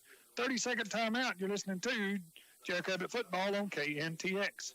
What is better? A better job, bigger possibilities, a brighter future? Define it any way you want, but better begins right here at NCTC. With core classes and degree pathways that save you time and money and safer schedules to match your hours, time here is all about better. There's no better time for a better you, so stop waiting around and visit us at 2021.nctc.edu or text 940-251-0701. Welcome back as the Jackrabbits trail 41-0 here at halftime. And the Jackrabbits have the ball with 3 seconds remaining. And it will be 3rd and 1, but more importantly than that, They'll have the ball at the 19-yard line. Is that right? Yeah, 19-yard line. Yep. They got one play. Kobe. Oh, a bad snap. Kobe just falls on it. Don't fall on it, at least. Kobe takes his licks and just falls on it, and then the Jackrabbits will trail here at halftime, 41-0 to the Whitesboro Bearcats. So we'll be back in 5 minutes. 5-minute timeout. Wait a second. We'll try to get Drew. Oh, let's see. Get him. See if he'll talk to us. And Drew will talk to us, so take it down there, Drew. Coach, in a game where, not a lot has gone right, what's the message look like at halftime? Do your job. Hold on to the football at the start. Hold on to the football. The scoreboard doesn't look like that. Now we didn't come out. Got to back out and win the second half. So we got to do. Coach. Thank you, Drew. That's absolutely right. Yes. I don't think he's too happy. I don't think too many people are doing their jobs down there tonight. I don't blame him. So the Jackrabbits do trail 41-0 here at halftime. We'll be back in 5 minutes. 5-minute timeout. You're listening to Jackrabbit Football on KNTX. Let your local Farmers Insurance agent, Joseph Delgado, put his experience to work for you. Joseph Delgado proudly serves Bowie and surrounding areas, families, and businesses, and is ready to review your existing policies or provide a no-obligation quote today. Farmers is one of the few companies that offers new roof discounts. Call Joseph Delgado Agency at 940-872-4545 to get smarter about your insurance. Again, that's Joseph Delgado Agency at 940-872-4545. We know a thing or two because we've seen a thing or two. Enderby Gas, formerly Thermogas, has been serving North Texas and Southern Oklahoma since 1945. Enderby Gas specializes in residential, agricultural, and commercial propane delivery. From propane tank rentals and sales, Holland grills, gas water heaters, and cylinder filling and motor fuel, Enderby Gas has you covered. Sales, service, installation, and repair, call on Enderby Gas. Your propane delivery specialist, 940-872-2572. That's 872-2572, 3074 Highway 59 North. Lipscomb Auto Center in Bowie, your hometown GM dealer, serving Buick, Chevrolet, and GMC customers. In business for more than 30 years, they're a symbol of exceptional customer service. And if you're in the market for a new or a good pre-owned vehicle, Lipscomb's has an extensive inventory to meet your needs. Visit their website for current stock at lipscombautocenter.com, and they'll take care of you after the sale with their service and parts department. Lipscomb's Auto Center, US 287 in Bowie. Visit their website at lipscombautocenter.com today. Wellington State Bank is proud to be in Bowie and is located at 1301 Highway 59 North. They specialize in ag loans along with other bank branch products. The Bowie branch is ready to help with your next venture. TJ McEwen and the staff stand behind today's youth and are big supporters of Bowie High School sports. That's Wellington State Bank in Bowie, your full-service branch, equal housing lender, and FDIC insured. We've stood the test of time. Ward's Auto Service in Bowie can fix most anything that is wrong with your vehicle. They do brakes, AC work, and tune-ups, fuel pumps, four-wheel alignments, mufflers, and front-end repair. Quit putting it off. Don't ignore that red light that keeps coming on, the slow brake time, or the rattle under the hood. Bring your vehicle in and let Ward's Auto Repair take a look and fix it. Their professional staff uses computerized diagnostic equipment. Come by Ward's Auto Repair at 503 West Wise in Bowie or call 940-872-2301. Do you have an electrical job? Don't ever try to do it yourself. Call on the professionals at BK Electric in Bowie. They can handle industrial, commercial, and residential projects. Plus, BK Electric does oil field and trenching service. So next time you need some electrical work done, call on BK Electric, 940-872-5750. That's BK Electric, 940-872-5750. TCL number 21510 and ME number 24131. BK Electric is a strong supporter of Jackrabbit Sports. It's time to clean up your little spot on this earth with a cleaner, neater place to live. Bandit Recycling can help. They buy all types of metal, aluminum, copper, vehicles, and more. Bandit Recycling is open 9 to 5 Monday through Friday. Give Chris and his staff a call at 940-872-3712. That's Bandit Recycling, where they buy all metal. Turn your metal into cash at Bandit Recycling, 2413 Highway 59 North, a proud supporter of Bowie High School sports.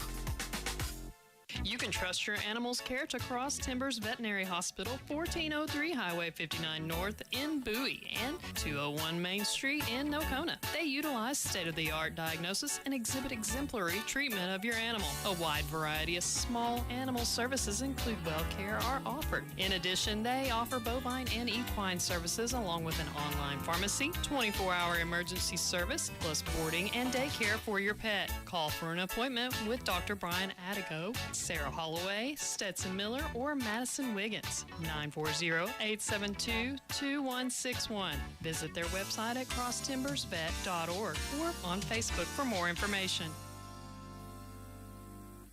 When you need professional title work done, call on the professionals at Cross Timbers Title, located at 304 Cummins in Bowie. Cameron Gunter and his associates can help you with your abstract and title work. They offer title insurance and title searches, as well as e-closings, business and residential real estate closings, and oil lease searches. You can always depend on Cross Timbers Title for accurate, courteous, and professional service. Cross Timbers Title at 304 Cummins in Bowie.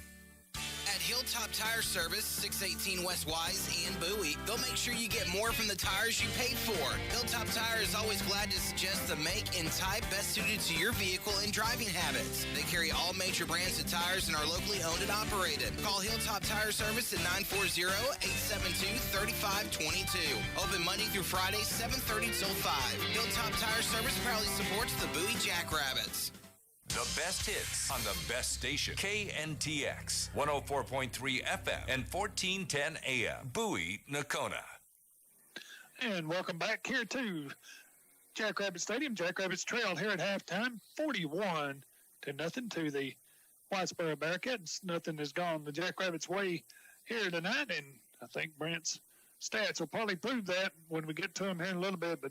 But the Jackrabbits have been scored on by a block punt tonight, and special teams again have hurt the Jackrabbits, but don't blame it all on them. It's a field goal jump pass. Don't forget about that scoring.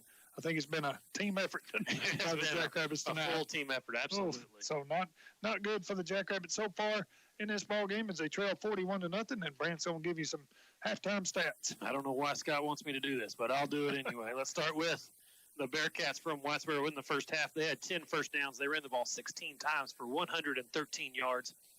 8 of 15 through the air for 115 yards and 3 touchdowns through the air. Total offense for the Bearcats, 228 yards in the first half. No turnovers in the first half. They had 5 penalties for 35 yards, 3 of 8 on third down, and 1 of 2 on fourth down. For the Jackrabbits in the first half, only 4 first downs, 3 of them on the last drive of the half. 16 carries. Enjoy a game of golf with your friends. The helpful staff is always ready to assist. Twisted Oaks Golf Club, 676 Country Club Road on Amon Carter Lake. Call 940-872-4000.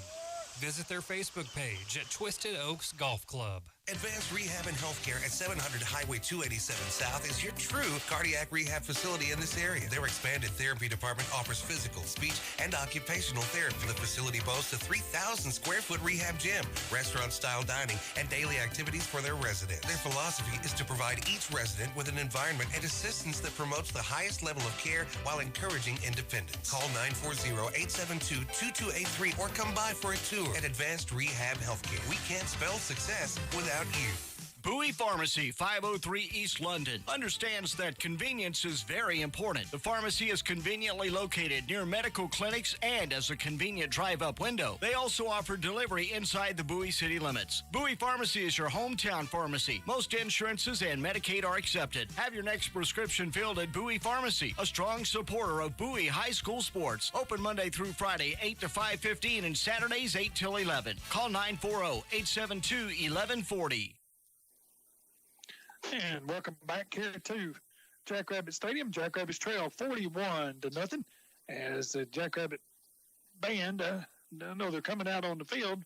Oh, it's senior night here, Jackrabbit band tonight. So Jackrabbit band will perform tomorrow at 11:45, I believe, at Collins Stadium in Denton in the area competition.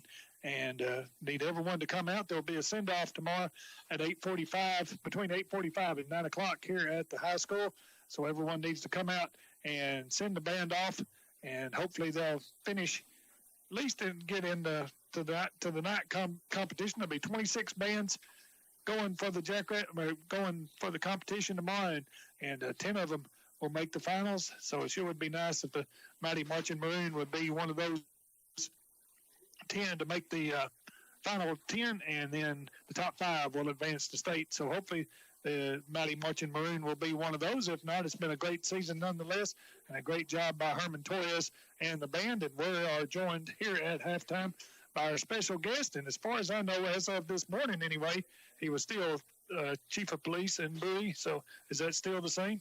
I haven't been told different. Okay, so Guy Green is joining us here at halftime tonight. As Guy, thanks for coming up and joining us. Yeah, thanks for inviting me up. And I think did you come up last year, or was it maybe a year or two ago? I don't know. I think it might have been last year. So you're chief of police, so watch out for that guy next to you there. He's been causing trouble all night in here. Oh, man. But anyway, Guy, thanks for coming up and talking to us. And what we want to talk about, I guess, tonight is how the City of Bowie Police Department and coincides with the school system and helps out with the school system. How many SRO, student resource, or what do you call them? School resource officers have you got right now? We have 2 right now. We have Corporal Andrew Poole, and we have Officer Paul Majors. And they share, they split campuses, and Corporal Poole takes care of the high school and the junior high, and Majors takes care of the intermediate school and the elementary school, and I think they maybe the AEP and the other campus over there. So we're pretty blessed for a city and school district our size to have 2 SRLs. We're lucky that our school district wants to have that, and the city can provide it, and the school pays for those salaries, 3/4 of the salary. So it works out really well. You know, we see Officer Majors over at the intermediate every day, not every day, but 2 or 3 times a week at least, and he'll walk into the cafeteria and those kids just go crazy, because they want to see him and they want to check out his utility belt and all that good stuff, and that means a lot to those kids to see him over there. Officer Majors he's just a big kid at heart, and I have seen that. It's so impressive to see how he interacts with the young kids, and they just light up with him, and he does a fantastic job with those kids. He sure does. He's from Henrietta. That's the only thing against him. But yeah. But he's a Bearcat. I know, but he does blend in well, and he does a great job. And like you said, those kids love to have him around, and he's still going to put on a bicycle safety for us sometime during PE sometime. So that's coming up pretty quick. So what goes into being an SRO? I mean, do they have any kind of training, or what? How does that happen? Well, what we do here is if they're interested if the position's open, then they test for it. We do the process and the interview boards and all that, and the school's involved in that, and they get to help choose that, and they've helped choose both those positions, and then we send them to school, and there's a basic SRO school that in the state requires so much training for school resource officers, and I believe I know Officer Majors has, I believe, his intermediate, maybe his advanced, and Corporal Poole has his advanced SRO, so they've got what they're required plus some more, and they're always looking to, every summer we try to get some more training to help them be better at their job. So well, I know that's a big deal. I don't remember when we were in school, I don't know if they had that or not. Do you? No, we did. I didn't think so. The very first school resource officer was Bob Blackburn, and that was in 2000. Quickly got rid of him, I bet. I think the first time we had one was 2001, I believe. So it's been a while, but nowadays 2001, that's a long time ago. So this is 20. I guess that's 20 years ago. It slips by fast. Oh my gosh! But so if something does happen on school, does it go straight to them, or do they call the city, or how does that work? If there's something happen at a school, one of the schools or something, if they're not there, do we call right to Officer Majors, or how does that happen? Well, generally, if they're on campus, or if one of them's always on duty, and more than likely both of them are on duty, that's the key. But if something happens, yes, they call one of the SROs that handles that. If it's an emergency, and we've told the schools, you just call 911, call the police department, and we're going to make sure the SROs en route, plus everybody else we have. So, we always have at least 2 uniformed officers, and then we have detectives and other officers. So if something major were to happen at one of the campuses, there's numerous officers that are going to be responding quickly. I guess it's just a part of the way the world is right now. But there has been there was a school shooting down the Metroplex the other day. Or y'all, when some, are y'all on heightened alert, or how does that go down? What I'd like to think we're on heightened alert all the time, especially at the schools. We're the SROs are very. Some people think they get a little bit too wound up, but they're always checking doors and making sure things are locked and always talking to the staff and stuff. But they should be on heightened alert all the time. But, when you do have something happen, it does bring it back before in the front of your mind, and you start thinking, that's not very far from here. And obviously anything can happen anywhere at any time. So it just makes you think a little bit more and kind of makes you think, okay, we need to do a little more training. Let's get more prepared, and which is always a good thing to always be training. So. Right. I mean, it kind of changed subject a little bit, and you may not know anything about this, but I've seen like fire trucks and stuff at the school before, like on a weekend or something. Do they train in there sometime, or how does that happen? I think the fire department, I'm not sure exactly all they do, but I know they're doing training all the time, just like we are. And we'll even, I can't speak for them. I know they do training, but like we'll on the weekends or after school hours, the police department with the SROs, we've created and recreated our special operations team with the sheriff's department. We've got deputies and officers on there, plus our SROs and stuff. And we'll go into the schools. They'll let us go in there and we'll do some training, clearing the buildings when there's no kids in there, and try to make it as real life as we can, and get the officers that are familiar with the buildings that aren't in there every day, like the school resource officers, because some of these buildings are huge. Oh yeah, and there's doors everywhere, and it's good to refresh and remember where things are. Well, it's a shame, really. We have to talk about that, but it is a fact of life these days, isn't it? It really is. It's really sad. Yeah. I mean, I know, when I was in school, and I'm sure, when you were too, we kept our hunting rifles and shotguns in the pickup in the windshield at the back window. Yeah, of course. And it was no big deal. Yeah. And the whole world's crazy now. So, I mean, that's just the way it is, and you got to accept it and do the best we can, or best y'all can to keep things like that from happening, right? That's exactly right. You just got to keep an open mind and don't get complacent and don't think this is a small town, it won't happen. You just got to constantly be thinking, what could happen? What am I going to do about it? How can we get better? And just do the best you can. I think that is one thing. I mean, a lot of people may not realize. I mean, you think you got to put that out of your head that it won't happen to you. I mean, all those other places, they always thought, it's not going to happen to us. Right. But, I mean, there's no set thing. I mean, it could happen. And, I mean, that's just way, like we talked about, that's just a fact of life. And, and you have to I guess, engulf it or whatever you want to talk about. But, you don't want to talk about it, but, you've got to talk about it. You have to talk about it. You can't just ignore it. You can't just wait till something happens. And I will say this about both those SROs.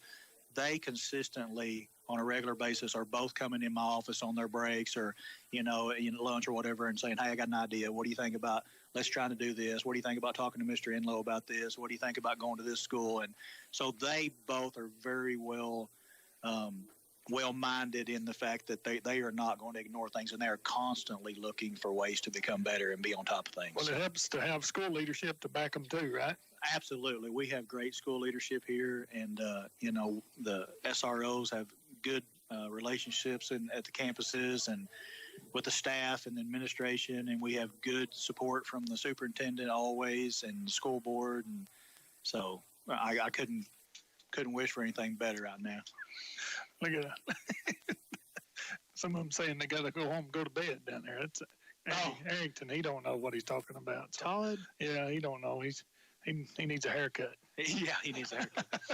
But anyway, Todd, yeah, thanks for coming up and talking to us. And that's the thing. Like we said, we don't want to have to talk about, but sometimes we do. And we thank the Lord for y'all, and we pray for y'all, and we pray for Officer Majors and Poole for what they do, and we thank them big time, and we thank y'all, of course, and y'all are out there every second of the night, every day. So thanks for all y'all do, and thanks for coming up and talking to us. We appreciate the prayers and the support. Thanks for having me. Thanks, Guy. And Guy Green, Chief of Police for the Bowie Police Department, coming up and talking to us at halftime. Be back in about 3 minutes. 3-minute timeout. Jackrabbits trail 41-0. We'll be back in 3 minutes. You're listening to Jackrabbit Football on KNTX. The Tire Store Service Center is finally coming to Bowie, Texas. They offer more than tires. Go see them for all your vehicle maintenance needs, such as alignments and oil changes. They carry top tire brands such as Toyo. At Tire Store Service Center, they don't sell, they service. That's Tire Store Service Center, 209 East Wise in Bowie. Go by and see their newly remodeled location. For all your tire and service needs, see Tire Store Service Center. What is better? A better job, bigger possibilities, a brighter future? Define it any way you want, but better begins right here at NCTC. With core classes and degree pathways that save you time and money and safer schedules to match your hours, time here is all about better. There's no better time for a better you, so stop waiting around and visit us at 2021.nctc.edu or text 940-251-0701. Let your local farmer's insurance agent, Joseph Delgado, put his experience to work for you. Joseph Delgado proudly serves Bowie and surrounding areas, families, and businesses, and is ready to review your existing policies or provide a no-obligation quote today.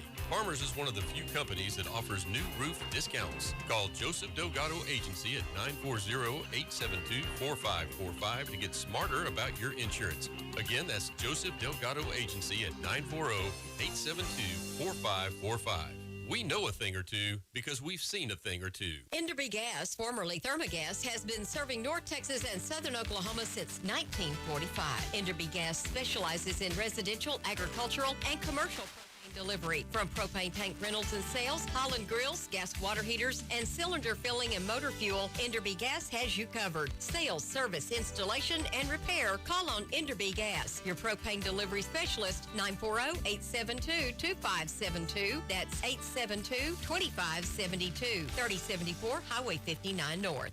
Lipscomb Auto Center in Bowie, your hometown GM dealer, serving Buick, Chevrolet, and GMC customers. In business for more than 30 years, they're a symbol of exceptional customer service. And if you're in the market for a new or good pre-owned vehicle, Lipscomb's has an extensive inventory to meet your needs. Visit their website for current stock at lipscombautocenter.com, and they'll take care of you after the sale with their service and parts department. Lipscomb's Auto Center, US 287 in Bowie. Visit their website at lipscombautocenter.com today.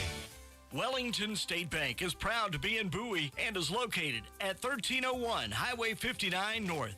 They specialize in ag loans along with other bank branch products. The Bowie branch is ready to help with your next venture. TJ McEwen and the staff stand behind today's youth and are big supporters of Bowie High School sports. That's Wellington State Bank in Bowie, your full-service branch, equal housing lender, and FDIC insured. We've stood the test of time. Hey, welcome back here to Jackrabbit Stadium. Scott Weber, Brant Ferris, and Drew Weber on the sidelines for you tonight. We're at halftime. Jackrabbits trailing 41-0. And, Brant, not much more we can say about that first half.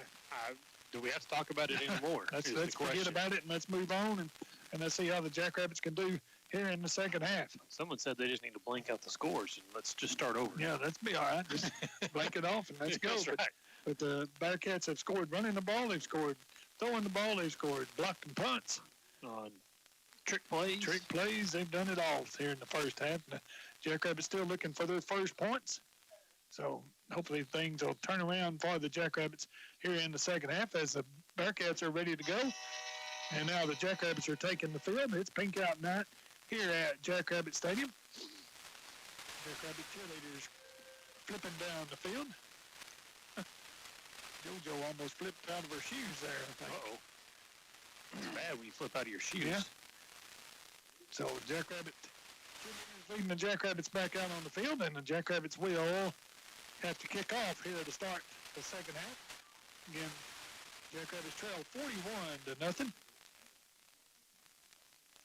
And we'll check some scores in the area up for you over here.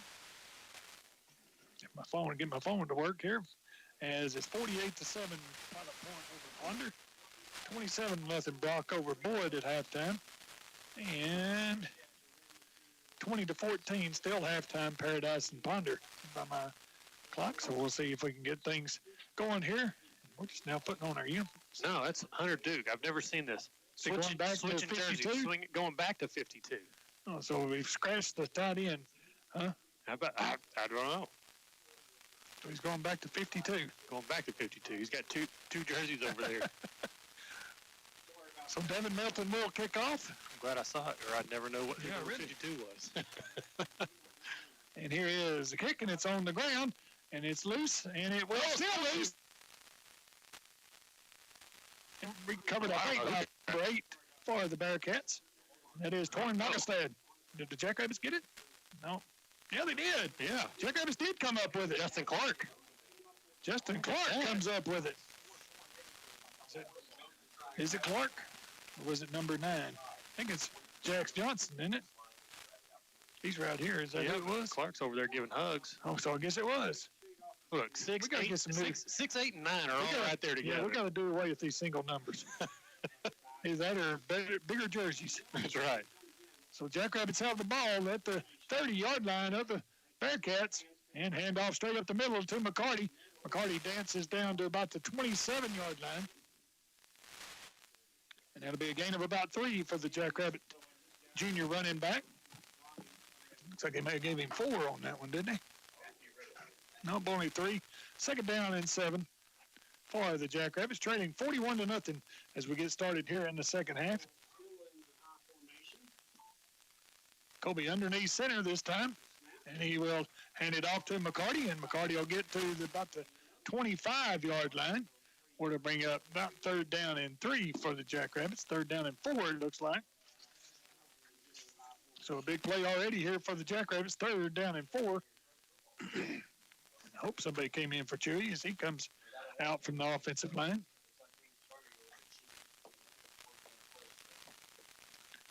Play clock is not working, I guess, here tonight. Is it not working? Second time it's broken in the mid-game. So Kobe back to throw. Being chased, and he throws it out in the flat, and it's called by Melton, I believe, and Devin Melton with the first down for the Jackrabbits at the 20-yard line. What was our second down play? Huh? What was the second down play? McCarty. What's the deal over there? I was man. The onside kick gets it every time. Oh, yeah. The onside kick gets it every time. So first down and 10 for the Jackrabbits at the Whitesboro 20-yard line. And Kobe will hand it off to McCarty. And McCarty will get hit pretty close to the line of scrimmage. Falls forward for maybe a yard. Come back on it now, buddy. Only a matter of time. Only a matter of time. If they just slow down. So that'll bring up second down and 9 for the Jackrabbits. 10 minutes remaining here in the third quarter of play. And we may have drawn them off sides. Free play here for the Jackrabbits. We lob it up into the end zone. Devin goes up for it. And it is incomplete, broken up by number 12. Look at Kesey and the O. Yeah. Troy was wide open in the end zone. But we do draw them off sides here. Big number 52 jumped off sides. Keegan Masson. And that'll move it down. Where to bring up? Second down and 4. Second down and 4 here for the Whitesboro Bearcats, leading the Jackrabbits 41-0. Here's the snap, handed off to McCarty up the middle. McCarty inside the 10 down to about the 7-yard line. Marking it at the 8-yard line. First and goal for the first time for the Jackrabbits. First down and goal at the 8-yard line. We're hustling to the... There you go, man. Still on the field. Here's McCarty. He gets inside the 5 to the 4. Let's get back to it and go again. Number 62 was trying to get off the field, but he was still on the field at the snap, but no flags. Guess they gave him benefit of the doubt. Kenan DeMoss coming off the field. Hunter Taylor comes in for him. We're going to try to run it in here, it looks like. Second down and goal at the 4-yard line. Not sure what the message at halftime was, but I like it. Yeah. Kobe gets it, hands it off. No, he's rolling to his left. Throwing, and it is caught for the touchdown. That's it.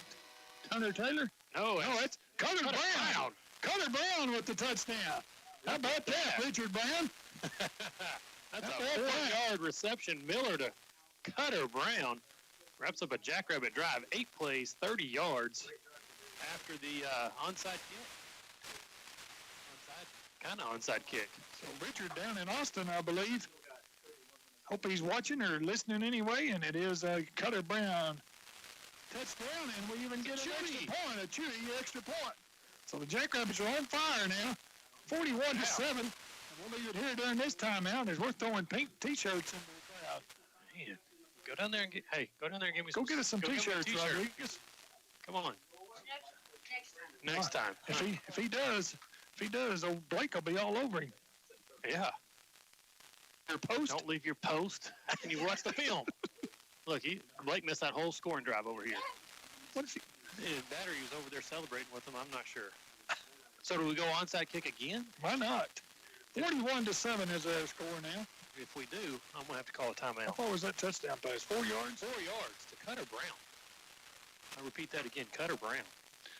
Oh, boy, Cutter. Cutter's first touchdown, I believe. I think it may be his first reception. It probably is, yeah. So Cutter said get rid of Hunter Duke. I'll show you how to catch a pass. Yeah, get rid of Duke. Put him back on the line. I'll show you how to catch this pass. So Jackrabbits with their first touchdown of the night. Miller to Cutter Brown. And the Jackrabbits extra point is good, so it's 41-7.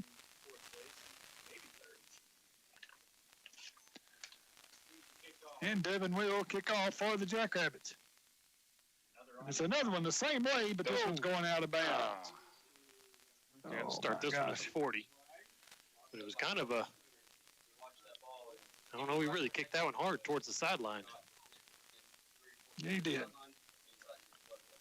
Yeah, Curry, the gunner there for the Jackrabbits. I mean, so if that ball stays in, he's going to get it. It's going to be. Anyway, it'll be first down and 10 for the Bearcats, I believe, at the 40. Yep, they'll mark it at the 40-yard line.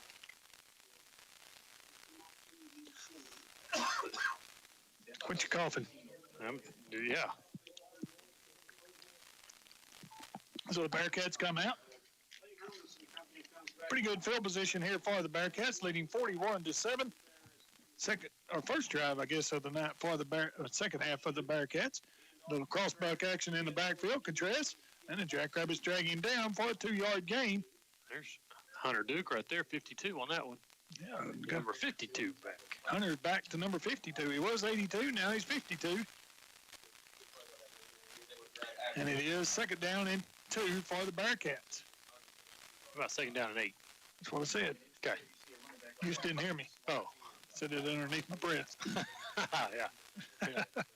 So second down and 8 for the Bearcats. I think I got that on the YouTube. That'll get you. Well, yeah. Everybody heard it, didn't they? Yeah. Snap back, and here comes Contreras right up the middle. He's dragged down from behind. That is... Is that with the tackle? Goes 55? Oh, yeah, Kobe Price, I believe, with the tackle. It may be in Arenas. It may have been Arenas. We got one of them. These numbers are... Yeah, they're getting us tonight, aren't they? They are, aren't they? But anyway. Not that they have to work real hard to do that. So it's, yeah, really. So it's third down and 1 for the Bearcats at their own 49-yard line. And Contreras, Hermes will keep it up the middle, and he will get the first down to the 46-yard line. First down and 10 for the Bearcats. Clock will start after the setting of the chain. 7.5 remaining here in the third quarter of play. 41-7. Bearcats lead the Jackrabbits. Hermes brought down there by Jesus Sanchez. Jesus Chewy. Sanchez. So first down and 10 for the Bearcats at the 46-yard line. Man in motion to the right. That's Hermes back to throw. We have a false start on. I guess because they stopped it all. They stopped it anyway. It is false start on the Bearcats. Quit coughing. Well, that's not coughing. Quit yawning. That's a yawn. We got to have some kind of fire up here. So first down and 15 now for the Whitesboro Bearcats. So are we in Grayson County, or are we in Cook County, or for Whitesboro? For I'm going to say Whitesboro? Grayson. What do you think? Yeah, What I I say, think so. Whitesboro? It's way over there. I'm going to say Grayson. I know it's a long way when we go that way. Yeah, it is. Here's a handoff, and the Jackrabbits are there. And both Jackrabbits have come out ready to play here in the second half. I feel like that. And that was Jake Fallis with the tackle for the Jackrabbits. Whatever was said in the locker room, we needed to say it before the game. Yes, we did. 41-7, clock running, 6:20 remaining. Here in the third quarter. Whitesboro not in any hurry to get this play off. I guess the play clocks are just totally dead. I guess so. I don't know what's happened. We just can't have nice things. You ever notice that? Yeah. It's hard work around here. Snap back. Hermes back to throw. He throws, and it is complete. And he's to the 45, down to about the 40-yard line.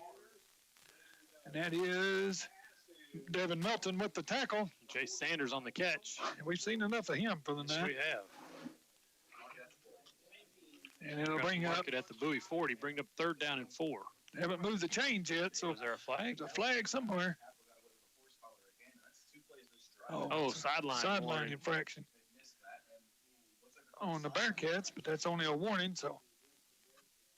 And I think it might have been Fagan arguing for a horse collar. So they bring up third down and 3 now for the Bearcats. Third down, a long 3 here. Maybe even call it 4. Yeah, pretty close.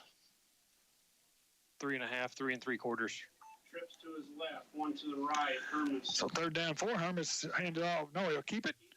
And that's going nowhere. Way back for a loss of about 3. Who was that? Cutter Brown. Cutter Brown's back in there. Go to town. That guy's fired up. Did he play the first half? I don't know. I never did see. But he's playing here in the second half. That's for sure. Is. My goodness. And they will punt. Will the Bearcats. Second stop for the Jackrabbit defense. Kelly Poniker needs to sit down. That's all I've got to say. He's doing too much climbing around on the bleachers. Come on now.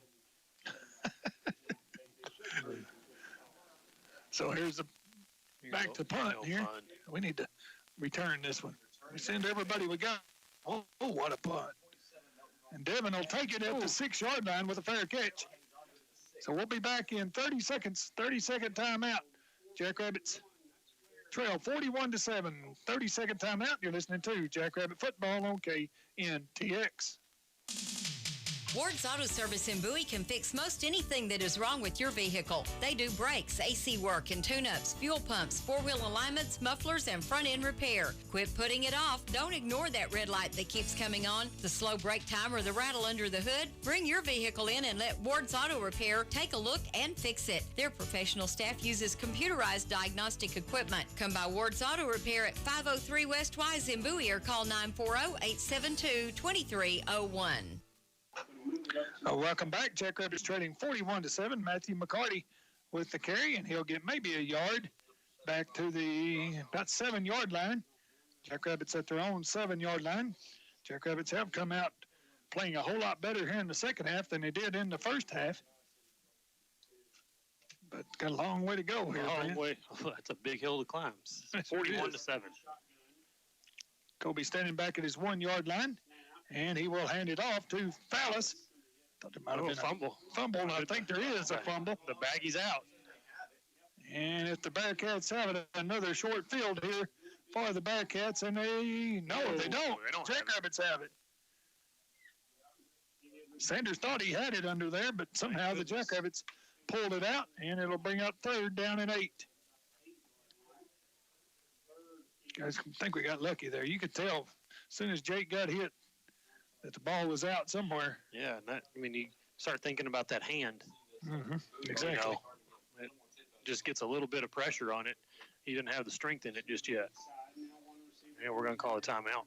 Oh, man. So Jackrabbits do call timeout. 3:23 remaining. Jackrabbits take on the Ponder Lions next week down in Ponder. So need everyone come down and support the Jackrabbits down there in Ponder. Not a bad drive at all. No, not at all. Plus, you have to drive right by a Whataburger. Yep, and you don't have to. You get to. That's true. Good point. Yeah, you don't have to. You get to. So I feel like maybe we should get some kind of, free burger next time we go by. You would think so. So, yeah, I think so, too. And what's Metzler doing out there? She know what she's doing. She's wandering around carrying the water bottles. That's all she's good for. I put these signs on that door right there. I don't know. Nobody wants to read them. So you're in charge of the signs? I did, yeah. So I looked down there at Whitesboro's insignia, but it said Pilot Point Radio on it. Oops. Yeah. So what's the deal with that? I was trying to throw them off their game, but it didn't work. 41-7. Yeah. Man's got to try. So here's a snap back. Kobe rolling to his left, still rolling to his right, still throwing. Oh, my gosh. And he throws it right through Kennan's hands. That was a bullet pass. Whew. And pass will go incomplete, so the Jackrabbits will be punting out their own end zone here. And this is always a dangerous proposition here. It sure is. Don't forget this quarter brought to you by the Bowie News. Where game nights during the school year, the Bowie News posts scores to Facebook and Twitter. Good updates on how local teams are faring on the Bowie News Facebook, Twitter, Bowie News online on Wednesdays and Saturdays.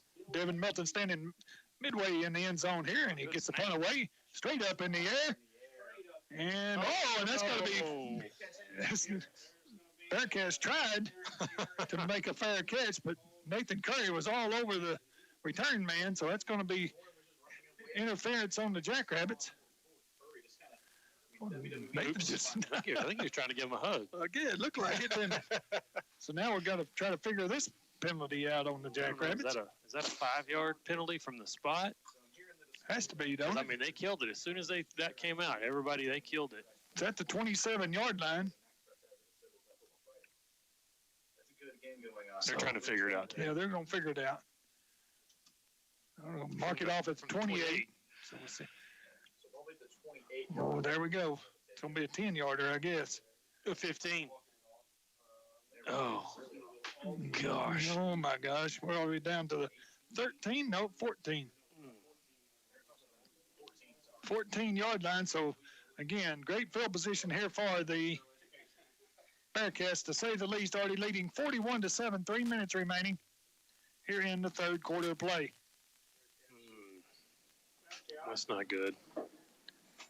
No, it's not. 14-yard penalty there. Jackrabbits have done a great job keeping the Bearcats out of the end zone so far in this half, but it's going to not be too much to ask for them here. But Nathan Curry brings Contreras down at the 10-yard line. They gave him to the 11-yard line, so a gain of 3. So second down and 7 for the Bearcats. That's just hard to recover from right there, Brent. It sure is. Even the punt wasn't going to be great as it was, but then you turn around and add 15 yards to it. Man. So the Bearcats are 14-yard field. Taking their time getting the play in. As it is 2:24 remaining now in the third quarter. Contreras in motion. They pitch it forward to him. He's at the 10.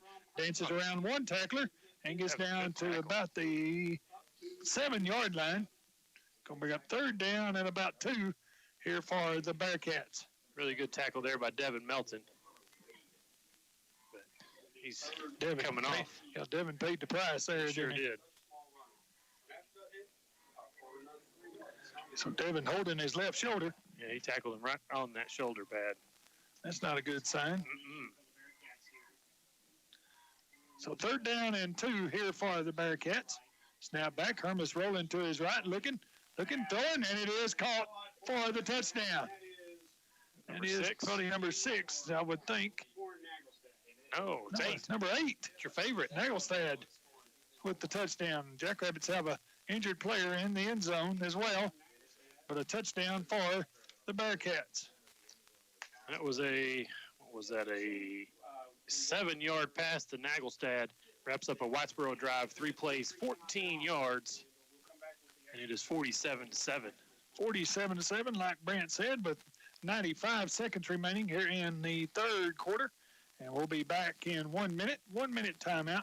You're listening to Jackrabbit Football on KNTX. Do you have an electrical job? Don't ever try to do it yourself. Call on the professionals at BK Electric in Bowie. They can handle industrial, commercial, and residential projects. Plus, BK Electric does oil field and trenching service. So next time you need some electrical work done, call on BK Electric, 940-872-5750. That's BK Electric, 940-872-5750. TCL number 21510 and ME number 24131. BK Electric is a strong supporter of Jackrabbit Sports. It's time to clean up your little spot on this earth with a cleaner, neater place to live. Bandit Recycling can help. They buy all types of metal, aluminum, copper, vehicles, and more. Bandit Recycling is open 9 to 5 Monday through Friday. Give Chris and his staff a call at 940-872-3712. That's Bandit Recycling, where they buy all metal. Turn your metal into cash at Bandit Recycling, 2413 Highway 59 North, a proud supporter of Bowie High School sports. Welcome back. Kenan Demos, the injured player for the Jackrabbits, walking off under his own power, but the Bearcats have scored, and now they snapped it before we even got off the field.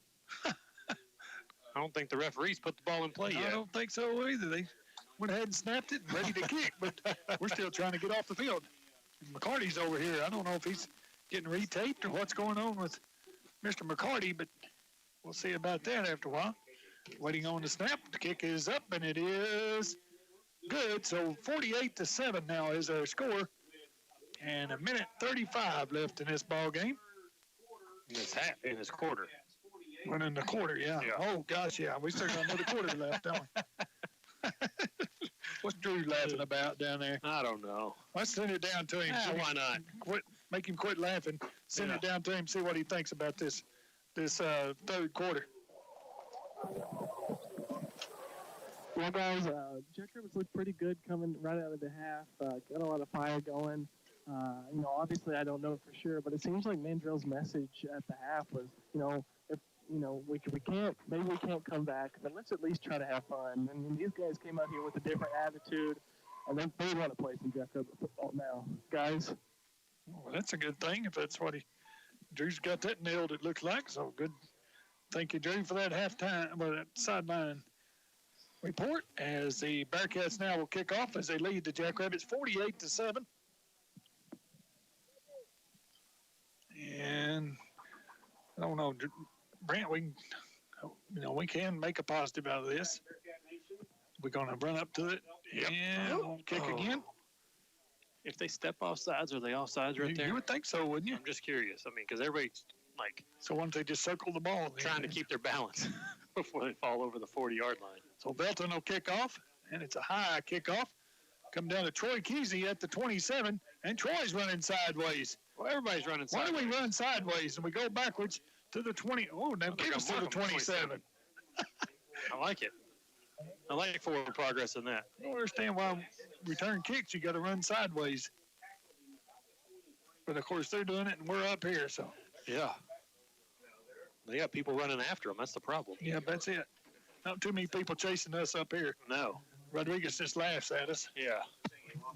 He laughs at us and doesn't bring us anything to eat. No, he doesn't. Nothing. So here come Jackrabbits back out on the field with 1:27 to play here in the third quarter, trailing 48-7 to the Bearcats. Kobe in the shotgun, waits on it, and he will hand it off up the middle. And this is Clark. It's probably Justin Clark, with the carry. As Matthew McCarty's up here pointing into the stands, waving into the stands on the trainer's table right now. Uh-oh. Huh. So, clock running, 1 minute to play here in this ball game here in the third quarter. Here's Clark with the carry again. And he will maybe get across the 30 to the 31-yard line. They'll bring up third down and about 6 for the Jackrabbits now. Clark just a freshman for the Jackrabbits, so have a kid like that get some playing time, get some experience, and kind of catch up to the speed of the varsity level game here tonight. So third down and 6 for the Jackrabbits. Guess we'll run one more play. I guess. I don't know. Without a play clock, I'm not for sure how much time there is, but there's 17 on the game clock here.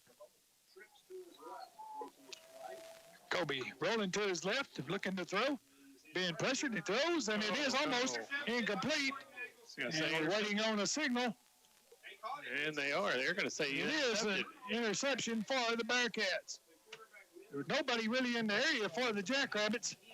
And it was an interception for the Bearcats at the 36-yard line. Oh, good diving catch there by Nagelstad on the catch, but I'm not sure. I'd really like to throw my red flag out there to see if he actually got his hands underneath that.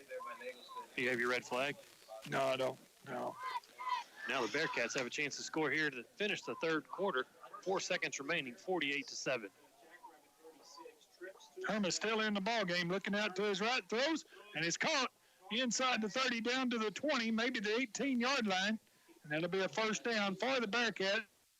That will be the final play of the third quarter as we'll come to the other end of the field here as the Jackrabbits trail 48-7. We'll be back in 1 minute.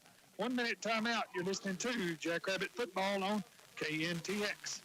You can trust your animal's care to Cross Timbers Veterinary Hospital, 1403 Highway 59 North in Bowie and 201 Main Street in Nocona. And exhibit exemplary treatment of your animal. A wide variety of small animal services, include well care, are offered. In addition, they offer bovine and equine services along with an online pharmacy, 24-hour emergency service, plus boarding and daycare for your pet. Call for an appointment with Dr. Brian Adigo, Sarah Holloway, Stetson Miller, or Madison Wiggins. 940-872-2161. Visit their website at crosstimbersvet.org or on Facebook for more information. At Hilltop Tire Service, 618 West Wise and Bowie, they'll make sure you get more from the tires you paid for. Hilltop Tire is always glad to suggest the make and type best suited to your vehicle and driving habits. They carry all major brands of tires and are locally owned and operated. Call Hilltop Tire Service at 940-872-3522. Open Monday through Friday, 7:30 till 5. Hilltop Tire Service proudly supports the Bowie Jackrabbits. Your source for local news, weather, and sports for over 60 years. KNTX, 104.3 FM and 1410 AM. Bowie, Nocona. Here's the snap back as we start the fourth quarter of play. Man wide open, touchdown, Bearcats. As that's Hermes to Hermes for the Bearcat touchdown. And now they're rushing down to either go for two or something here. So the Hermes to Hermes connection, 18 yards, wraps up a Whitesboro drive, 2 plays, 36 yards, and it is 54-7. And a big shout out goes to its Kenneth's sister. So who it is? Yeah. Well, Lakin's all right. Lakin Van. I don't care what they say. Lakin's all okay. Hooking us up with some Whataburger next week. That's what I'm talking about. We'll just leave Drew at home. And here's the kick, and it is up, and it is good. And it is now 55-7, excuse me. Just starting the fourth quarter of play here at Jackrabbit Stadium, and we'll just leave it here during this timeout. As Jackrabbits did score at the first part of the fourth quarter, third quarter, but I'm watching what's going on down on the sidelines. Oh, okay. As the Jackrabbits did score at the first part of the third quarter, but have now giving up 14 points here in the second half, and still 11:52 remaining here in the fourth quarter. Ooh. So, waiting on the kickoff now as the Jackrabbits will get the ball back. Well, we're going to try to break 90 yards of total offense here in the fourth quarter. Let's get to triple digits. All right, trying to break 100. We're at 90 right now. I can't get over Lakin giving us Whataburger money. Like a gift card. We'll take anything you want. Yeah. Come on, bring it up. Tell Derek to get to work. Yeah, really. With a dad like you got anyway. He's down there. He's not very happy tonight. I bet he's not. He's not very happy. I can see him right now. Sitting all there by himself almost. He needs a shower, looks like to me. Here's the kickoff, a high kickoff. And and it's down to the 12-yard line. He'll pick it up. Seth Mann picks it up. when you just thought things. I think Seth Mann was going mine. Yeah.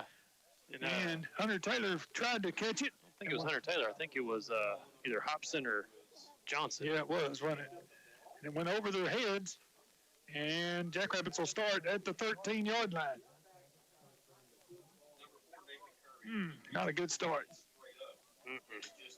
It wasn't Nathan Curry, but just when you think things can't go worse. So Jackrabbits will start at their own 13-yard line, trailing 55-7 to the Bearcats. Snap back. Kobe has it. High snap. Looking to throw. He throws it out. It is complete to Kesey. No, it's Fallis. And a flag in the backfield. It's got to be roughing the passer, right? Or no, right there. It could be holding. I think it's holding against the Jackrabbits. Waiting to find out. Holding against the Jackrabbits. Awesome.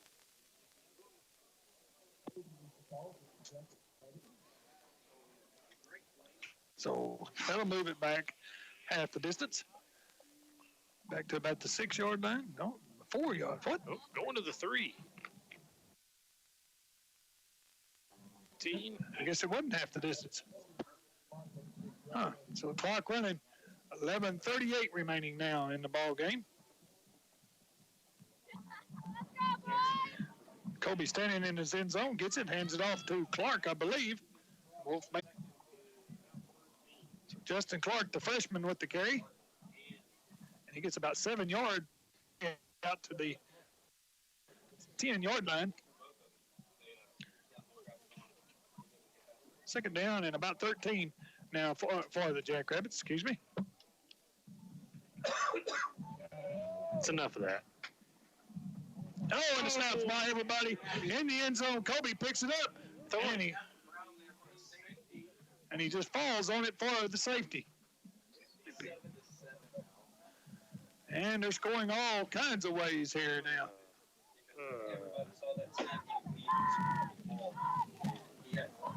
And a safety for the Bearcats. 57-7. Oh, my goodness. Kobe just fell on it in the end zone. Like Brant said, it's 57-7 now.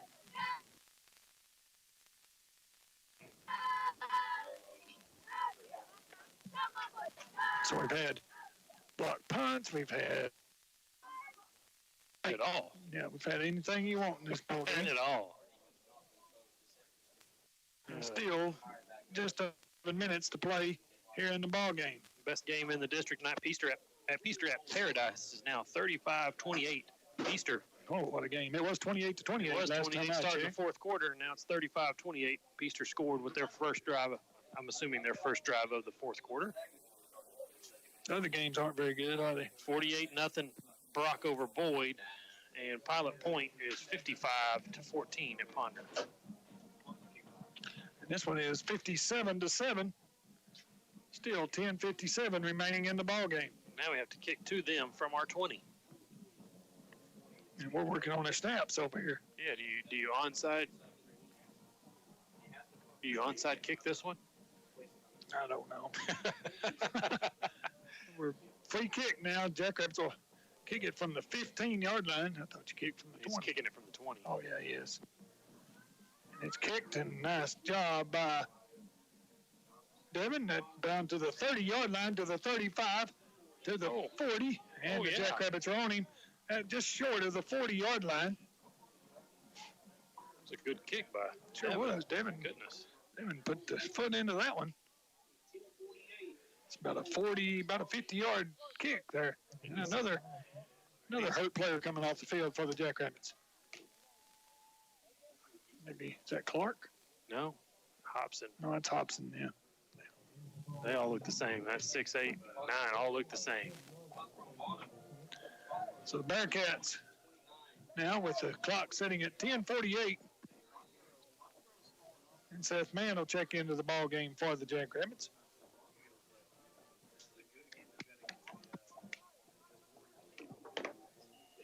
And a flag flies in. What's this? Delay game. Just for them or us? We'll find out. I don't know. The Bearcats. You know, we've had delay of game 2 games in a row now on our defense. So, don't know. We got to find out about that. Yeah. So we'll move back 5 yards, be first down and 15. Again, the Jackrabbits trailing 57-7. Here's Contreras. Contreras out to midfield. He didn't get touched until he got to the 50. And it will be a first down for the Bearcats at the Jackrabbit 49-yard line. He didn't get touched. He sure did. 16-yard run by Ashton Contreras. Laying down.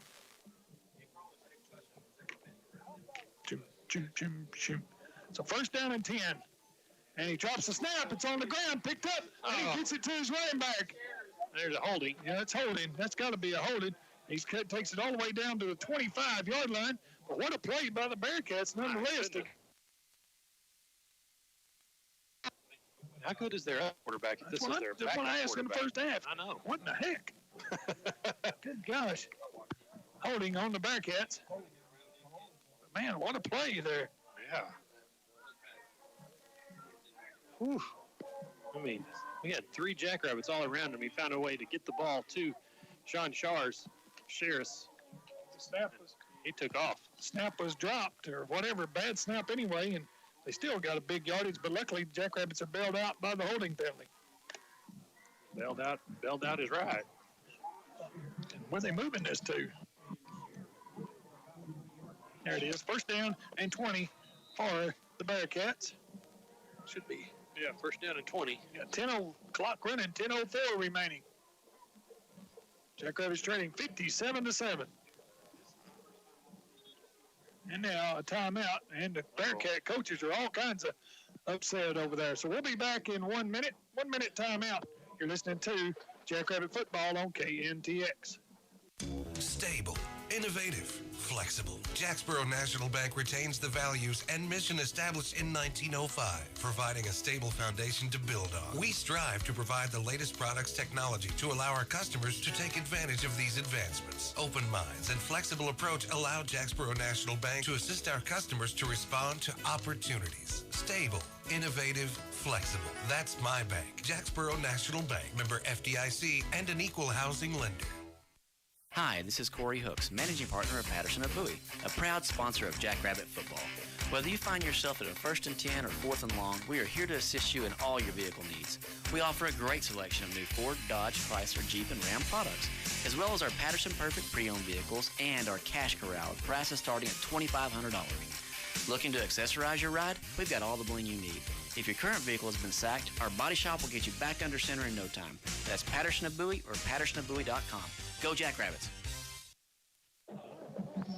Welcome back as the Jackrabbits trail 57-7.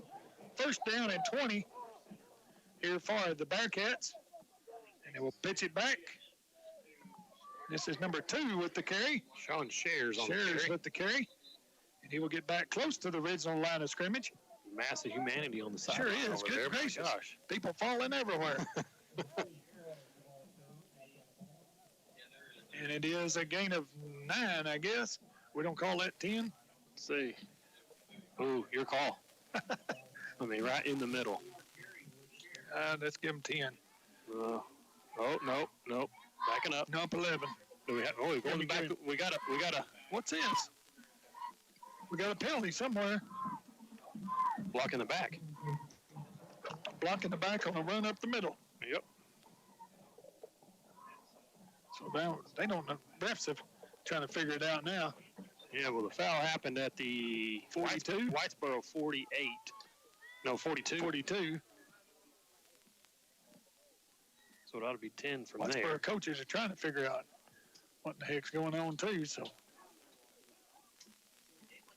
That ought to go to the 32. So the chain gang is getting left behind. Along with all of us. Yeah, really. So a first down and 29. Still 9:48 remaining in this ball game. Jackrabbits trail 57-7. I tell you, Dean, is it second? Should be first, right? Not second. Scoreboard says third down, but yeah, scoreboard says third down. I've got first down, and the marker's got second down. So we've got the bases covered anyway. Yeah, we do. Here's snap back. Herman's back to throw. Being pressured out to the left. Got all day to run if he wants to, but he throws. He's got. And we just totally lost him. Showing shares. Somehow we were looking in the backfield or something, and the ball went right past us for the touchdown. I guess it doesn't matter whether it's first, second, or third down. When you do that, what in the world are we doing? You get a touchdown, right?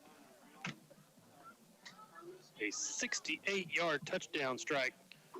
Hermes to Shares wraps up a Whitesboro drive. 4 plays, 65 yards. And it's now 63-7. I guess it was. Our defense back just watched it go right past him. So sure did. Here's the snap back, and the kick is struggling, but it will make it through. And it is now 64-7. My goodness. I don't know what happened out there, but whatever happened was not good. Not good at all. So another touchdown for the Bearcats. So let's take a 30-second timeout, and we'll be back to see what happens on this kickoff. 30-second timeout. You're listening to Jackrabbit Football on KNTX. Are you looking to add some cows to your herd, or maybe you have too many cows and need to downsize? Call on Ronnie Harden and Jackie Bishop at the Graham Livestock Commission in Graham, Texas. They have a sale every Monday at noon. Call 940-549-0078 or email ronnie@grahamlivestock.com. You can also visit their website at grahamlivestock.com to view their past sales and get directions. Graham Livestock Sales, 203 Highway 67 in Graham, Texas. Livestock sales every Monday at noon. Welcome back. The Bearcats have just scored again and now lead 64-7 over the Jackrabbits. We still have 9:15 remaining in this ball game.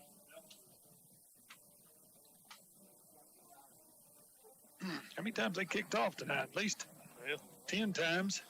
At least 10 and start the game. So here is the kick. It will come down and it will bounce. Oh, that's always a dangerous thing. And taken there and out to about the 33-yard line. Trevor Hobson on the return there. So first down and 10 for the Jackrabbits at their own 33-yard line. The Astros are beating the Red Sox 2-0 in the 7th. I don't want to hear it. That's what's happening. I'm just telling you. I don't want to see 64-7, but Who's here pitching for the Astros? Well, now you're asking a lot of questions, but all you got to do is look it up. I'm looking. Graveman just finished up an inning. Who started? Garcia. Oh, yeah. So 2 receivers to the right for the Jackrabbits, 1 out here to the left, and I formation behind Kobe, and Kobe will hand it off up the middle and falling forward for a couple of yards, and there's a late flag flies in. It's got to be it's going to be a dead ball penalty probably. Probably, but the way he was throwing it was kind of holding. Holding against the Jackrabbits. Gosh. Every time. Mm-hmm. See? You got oh, boy. So a 10-yard on the Jackrabbits. And then I'll move it back to the 22-yard line. Jackrabbits have to get to the 43 for a first down.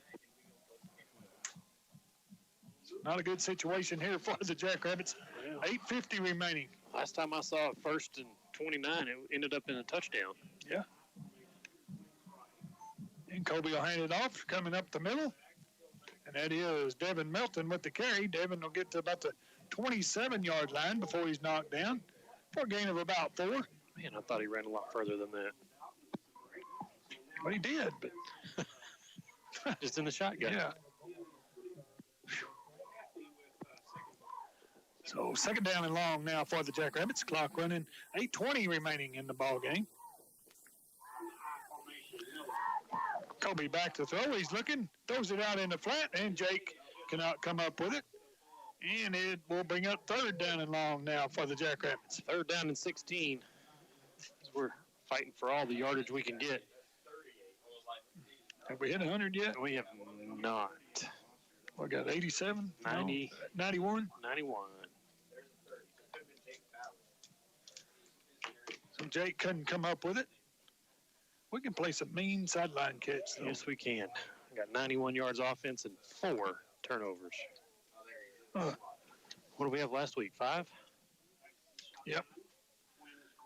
Kobe in the shotgun again. He's back to throw. He's looking across the middle. He's complete to Kesey, and Kesey is chopped down right there at the 35-yard line. Well, they've gotten smart on figuring out how to tackle Troy Kesey.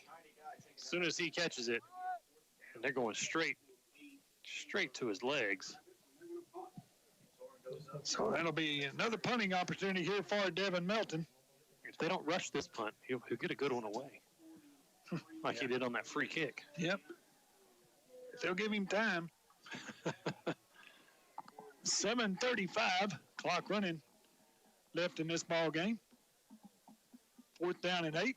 Devin, had trouble with the snap. Oh, we got a good one. Good one on, and it gets fair caught at the 27-yard line. Make it the 28-yard line, and that's where Whitesboro's next drive will start. And I just got a message, and Brent, a lot of people thought this game might be closer than what it is. I fully agree with that. I for sure. I didn't think it was going to be this bad, but yeah. The way the Jackrabbits played last week, I thought the Jackrabbits might come in here ready to play tonight. But the first half and the 3 fumbles, bang, bang, bang, 3 fumbles give Whitesboro a short field. And it's easy to score when you get a short field. Sure is. So we'll see how it goes from here. As there's 7:21 remaining, and the Bearcats, they score again, looking to put 70 on the board against the Jackrabbits. Herman's still in the ball game, hands it off at the middle, wide open, down to the 45-yard line. About a 16-yard run to the 45-yard line. Nobody touched him until he got to about the 42-yard line that time. It's number 25, Riddles, on the carry. So 1st down and 10. The Bearcats at the 45-yard line. Hermes will hand it off again, and Cutter Brown misses the tackle, turns the corner, but Cutter did slow the ball carrier down. Now what have we got going out here? I think they were just dancing. Oh, were they? Yeah. Doing a good job of it anyway. Yeah. 6:40 remaining in the ball game. Second down and 9. Right there. He had to fight real hard to get that 1 yard. Second down and 9 for the Bearcats. Again, the score is 64-7. Bearcats leading the Jackrabbits. 3 receivers out here to the right, 1 to the left. Herman's not in any hurry to get this play off. He's got to look at the head referee to figure out when to snap it. And here's a handoff up the middle. And the ball's on the ground. Still on the ground. How'd it go? I don't know what. Did he call him down? Did he call him down? Yeah, the linesman over there calling him down. Huh. Jackrabbits picked it up, but we're not getting it.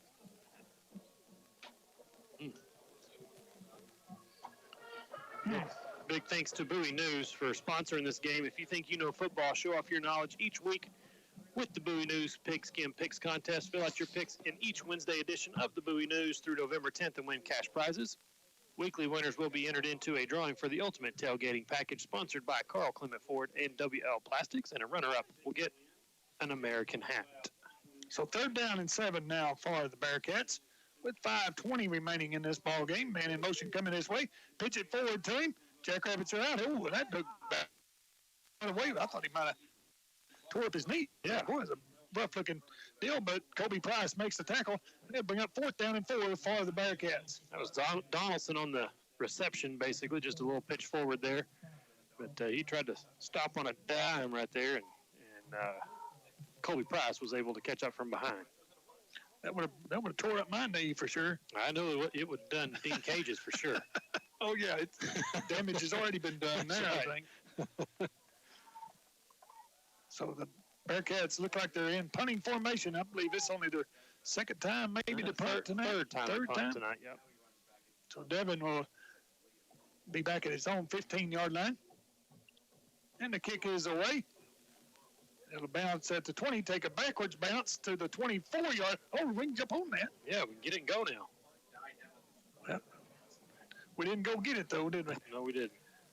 So with 4:24 remaining in the ball game, Jackrabbits still trailing 64-7. Jackrabbits will take over on their own 25-yard line.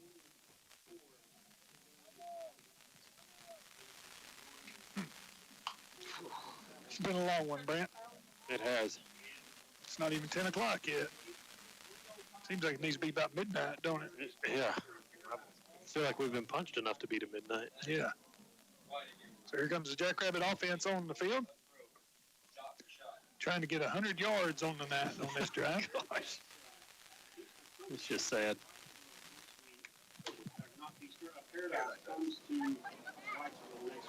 So I formation behind Kobe. Kobe turns, hands it off to Melton. Melton coming this way on the 30, and he's tripped up at the 30-yard line. Falls forward to the 31-yard line, gain of about 6 for the Jackrabbits senior running back. And it'll bring up 2nd down and 4 for the Jackrabbits with the clock running. 4 minutes remaining in the ball game now. Devin's still running hard. He's running with some fire. Think Drew's learned anything down there tonight? Think he's learned some new words? Yeah, I bet so. Here's a handoff again to Devin.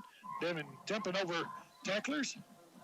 And he will get the Jackrabbit first down, it looks like here. And another first down for the Jackrabbits. First down and 10 at the 37-yard line, 38-yard line. That got us over 100 right there. Yes. You got there. You're always doing these pilot point. Look at pilot point. What? All over Ponder, aren't they? Yeah, 62-14. That's the Jackrabbits' opponent next week. And here comes Devin again with it. Devin across the 40, puts down a shoulder and runs over a tackler for the Bearcats and falls to the 43-yard line. And now Devin is holding that left shoulder again, and he's going to bring himself out of the ball game. That left shoulder and making me nervous. Mr. Clark will check back in the game for the Jackrabbits. 2nd down and 5 with 2:50 remaining. Peaster Paradise is now knotted up at 35 with three minutes remaining in the 4th quarter. It's a good game, man. That's at Paradise. That's at Paradise. Here's Justin Clark with the carry. Justin holding on to the ball, still going.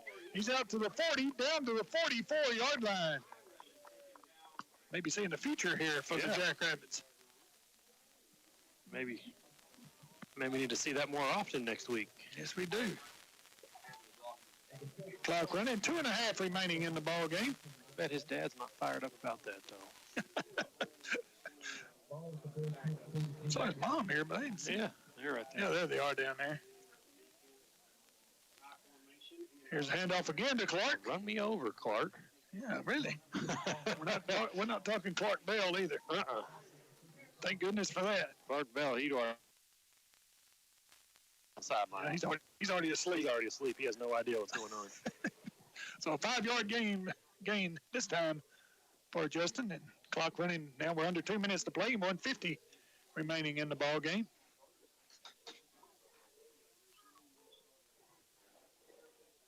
Kobe turns, hands it off to Clark again on the right side, and he dives across the 35 to the 34-yard line, where it should be 3rd down and 1 for the Jackrabbits. Let's get Clark in the end zone.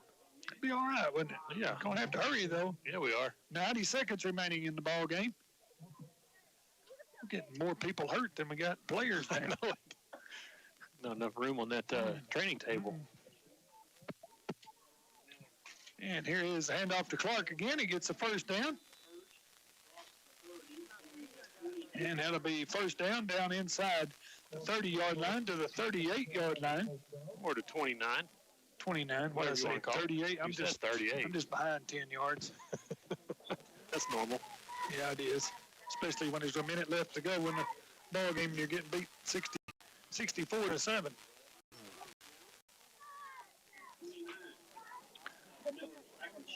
And Kobe back to throw. He throws it up for grabs, and it is incomplete. Good coverage out there by number 7. 7 or 3? Sterling Garten. Is it number 3? I don't know. If you turn around, you got to learn that. You got to turn around. It's 3. Is it 3? Yep. So it's Brett Donaldson with the nice play on defense. And that stops the clock with 45 seconds remaining. We'll see if Drew can hopefully get Coach Mandrell and see what he has to say about it. I'm sure he's not very happy. I don't think he should be very happy, do you? No, sir. Kobe turns, hands it off to Clark up the middle. He's got room to run down inside the 20, down to about the 19-yard line. Get another first down. Sure did. Another first down for the Jackrabbits. 35 seconds remaining in the ball game. Jackrabbits trying to put another touchdown on the board here. And here is Justin Clark again. Clark continues to get good yardage. This one is down to the 12-yard line. Clark running, 20 seconds remaining. And the Jackrabbits, were they going to call a timeout? I want to see Clark do the Zeke feed me. We're not going to call timeout, are we? Oh. 10 seconds remaining. And Justin will take it again. Get in there. Nope. We don't call timeout now. Yeah, we're not. Nope. And that'll be the ball game. Jackrabbits lose here tonight, 64-7. Jess, go ahead and run them out, and we'll be back with a post-game show. You're listening to Jackrabbit Football on KNTX.